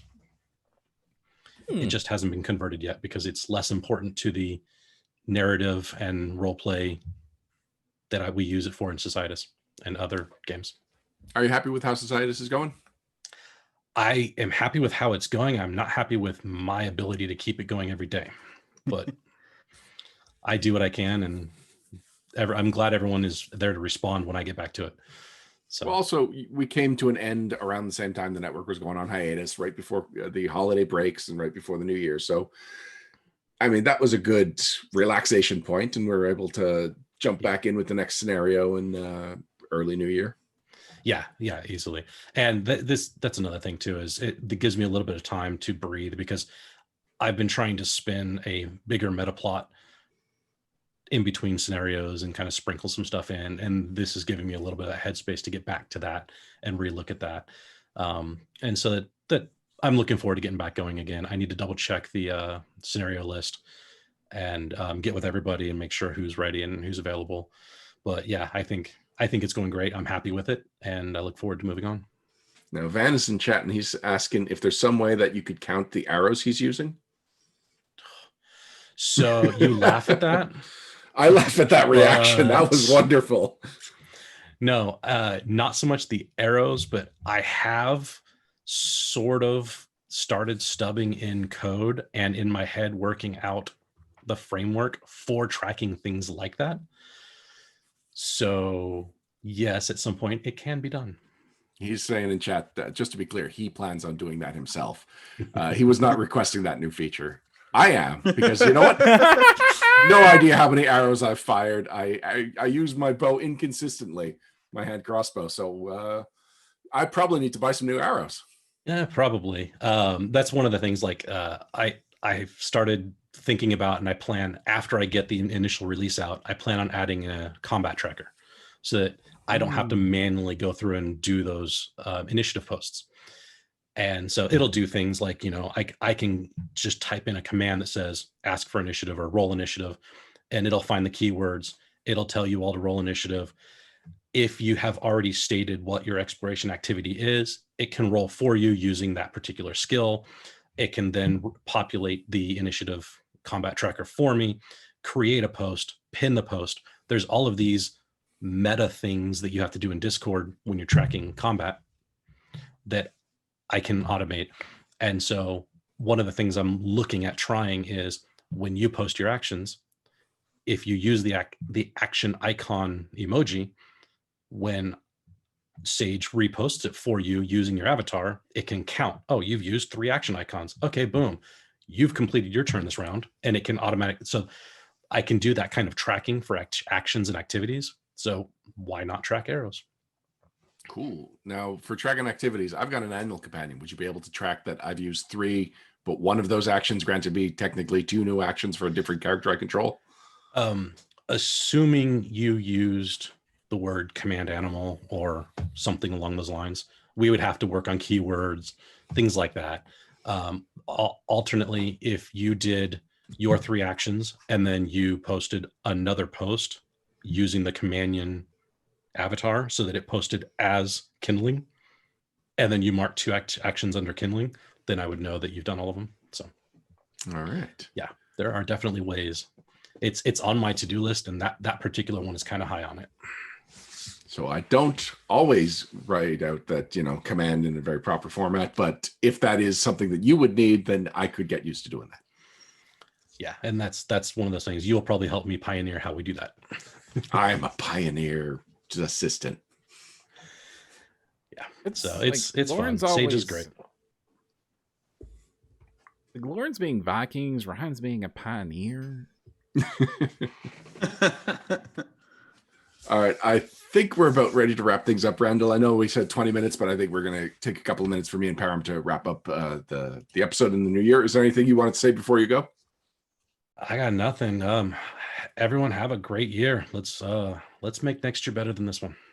You too. And thank you, and thank your wife for making sure that you had the time to join us tonight, because I know that this is really not a good time for you. So the fact that you were able to join us for this episode, we know it's something special. Yeah. Thank you. Have a good one. All right. Bye. Take it easy, Randall. Take it easy, Andrew. Thank you for joining us. We kind of everybody didn't give you the cue to leave, but that was a good time. So thanks for joining us, Andrew. Bye. Yeah. Bye. Param, I have a feeling you have had a very technically demanding episode. How was your brain? Yeah. I thought this would be fairly easy, and then all of a sudden I realized I was being very stupid with that assumption. Right, my brain is fine. Close up our schedule because we do not need to worry about it for the rest of the episode. It's just the 2 of us now. Mm-hmm. Oh, but you'll be surprised at how many things can go wrong on the episode when it's just the 2 of us. I have seen it, so I would not be. I guess you could still surprise me with that. New mission, surprise, something. So, yeah, how was your year?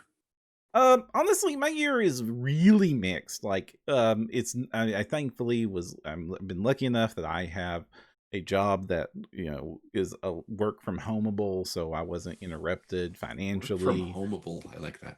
Yeah, and this game room has become like everything for me now. Like, this is where I do all my work. This is where I do all the podcast work. This is where I game. This is also where I play computer games. And it's just like my 2020, when I said hermit mode leaving the house, I mostly meant this room. Like, I leave this room to go get changed and shower. And then I come back in here, and occasionally I sleep in a bed on purpose. Sometimes I just pass out here. And it's just in a box of raccoons. Yeah, the box of raccoons is interesting. It's just the one raccoon. Is it a box of raccoons if it's just one? No, and it's a boxed raccoon. Okay, fantastic. I mean, we've had a bear problem this year. That's been fun to deal with. Pictures of that have been posted on my social.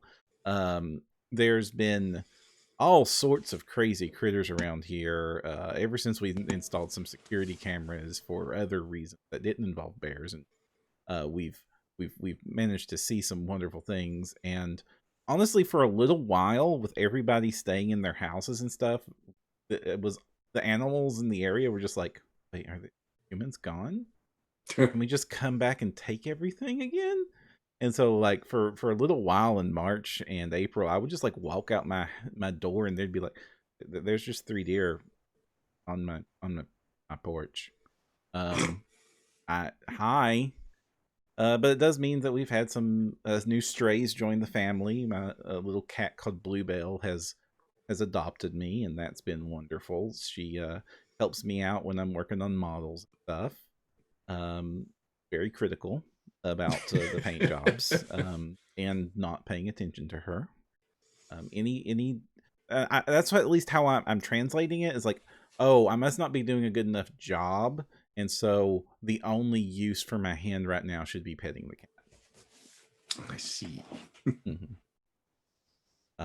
But you know, the hermit mode's been weird, but also it's been super, you know, fun doing all this projects with the network, getting to hang out with you all so much, as well as, you know, lucky enough that you know, financially my family's been very stable and not super disruptive, but it's definitely been a very weird year, and I do miss that this game room isn't being used for its intended purpose.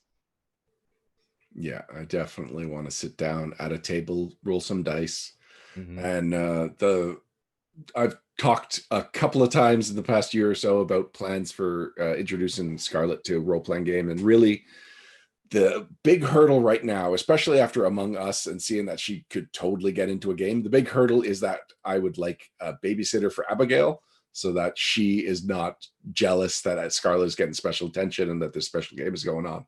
Mm-hmm. So that's kind of the thing. Like a lot of, I've been surprisingly in my element this year. It's still, I don't mind when things will go back to normal, but I am perfectly comfortable with a lot of the things that we'd had to give up and a lot of the life that we had to live this year. Like not going to a Gen Con this year, you'd think would bum me out, but it was actually, I was just taking Gen Con for granted, and it wasn't the experience it used to be, and getting a year off from that will make Gen Con special again in the future.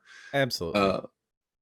So yeah, so there are definitely some little things, like the next time that we have a family gathering, my family, like usually a family will say, oh, look at the kids, they've grown so much, but it's like, no, you've missed a year of development of Abigail and Scarlett. You've missed a 2-year-old become a 3-year-old.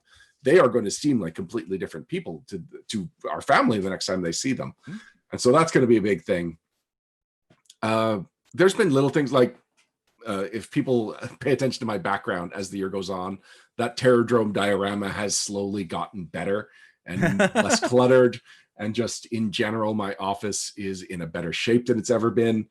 It's such a weird year, and it's so weird that it's over, because it felt like it was going to last forever. And even though it's like, I'm just being very careful about saying words like that. Yeah, I know. Well, like, even though a lot of it is arbitrary, and 2020 as a year is just a couple of numbers, and the fact that all this stuff happened this year is a coincidence. I don't believe in fate or numerology or whatever reason you might think that it's actually the year's fault. But the fact that no, it's I think that's dangerous thinking, honestly. I mean, in my opinion, 2020 is the year we learn that actions have consequences. Yes, there's definitely things that can be learned from this year. But with a vaccine being approved and being distributed right at the end of the year, it really does feel like 2021 will be a break from a lot of what 2020 was, and hopefully lessons will be learned, and that we can move forward into 2021 with a new perspective and a new direction. How about that gaming? Oh my gosh, gaming should be like, I think I played a lot of games before. I'm going to see if I can break my streak of 5 simultaneous. What do you mean simultaneous? As in, this one's on Monday, this one's on Tuesday, this one's on... That's consecutive. Simultaneous is this one's on Monday, this one's on Monday, this one's on Monday, all starting at 7 o'clock. All right, audience. The gauntlet has been thrown. How do we pull this off? Not in your comments. get on Discord and let us know how we could possibly pull off multiple Gen Con. We've managed to do the special's awesome because it's most people in one game. How can one person be in the most games?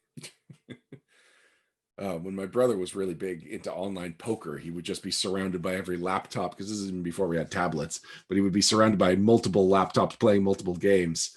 You can't do that with a role-playing game. I don't know. I mean, you're not actively talking every moment of the game. So Dustin is saying he had a friend in Alaska who used to play 2 PFS online games at once via limited audio and characters who only care about encounters. And V is saying playing the most games is play by post. Yes, play by post is something that I already know I'll be playing more of. Kathy will be running a game called Quest, which is a very rules light system, and she wants to do it as a horror game, which is something that I was thinking of talking about when she was on, but every segment tonight flew by really quickly. And so I only had time to cover a couple of the things I planned to talk to about everybody. V was saying she wanted to tease some big project, and she did not even get the chance. Oh, well, we'll just have to solve that problem later. But yeah, we are going into 2021. I think this was a refreshing episode, and we've got some nice momentum behind it going into the new year. Mm-hmm. I mean, it's definitely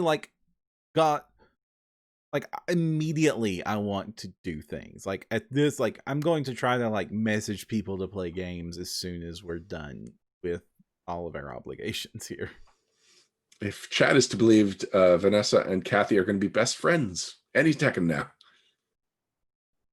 I mean, that obviously needs to happen, so get on it. Well, we have been on partial hiatus for the last 2 weeks, but we are supposed to be coming back full time on Monday, which means that I got to start thinking about a new Recall Knowledge. We have to start talking about the next time we are going to record Adventurous, possibly the 8th. We'll talk about that. We need to start planning our January episodes. I've got pretty good ideas, but Luis may have thrown me for a loop, and we have to change some things around. So yeah, we got to get out of this vacation holiday mode and back into it's 2021. It's a new year. It's time to start doing all those things that you were excited to start doing, Pam. You can get to doing that right after this. Right after what? Oh, this is wrap up and shout outs? I guess we're doing wrap ups and shout outs. I don't have anything. I was ready to wrap up the episode. No, I thought you were going into site and Patreon plug.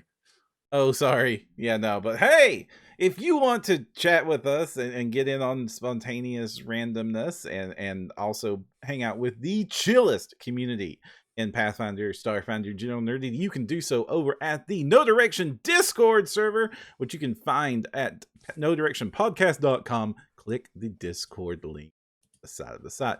Another link you're going to see there that Owen kind of hinted at earlier is our Patreon link, and we very much appreciate our patrons. It's only through their efforts that we are able to manage to put together such an amazing network that continues to grow and astounds me every single week.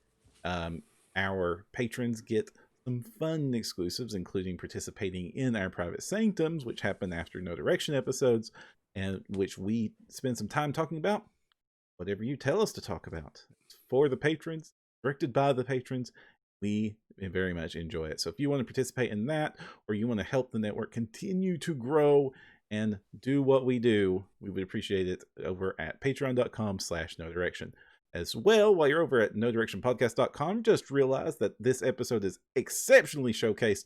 That if you're only listening to the podcast, you're only getting about half the amazing content that No Direction is able to produce, all absolutely free. So go check out nodirectionpodcast.com, where there is a slew of blogs that we are privileged to be able to host with amazing content that many of the people on this very episode contribute to. I do not want any of you all to miss out on that. You can also check us out at twitch.tv/nodirection, youtube.com/nodirectionshow. You can chat with us over at Twitter at twitter.com/nodirection, and over at Facebook at facebook.com/nodirection. And I just want to thank all of our guests tonight. We had a good chunk of the network come on. They basically had to give up their whole night to be on the show for about 20 minutes and really only talk for about 10 of it. So thank you for everyone that carved the time out of your schedule to make sure that you can join us here. And if you have not checked out their stuff, not just on NoDirectionNetwork.com, but also everything, all the projects that the people that are on the No Direction staff are also involved in elsewhere, I really do encourage it. We have such incredibly talented people who are driven and passionate and have projects of their own beyond the network that you should check out. So until next time, I'm Ryan Costello. I'm Jefferson J. Thacker, also known as Perrin. And if you want to find the path, you need No Direction.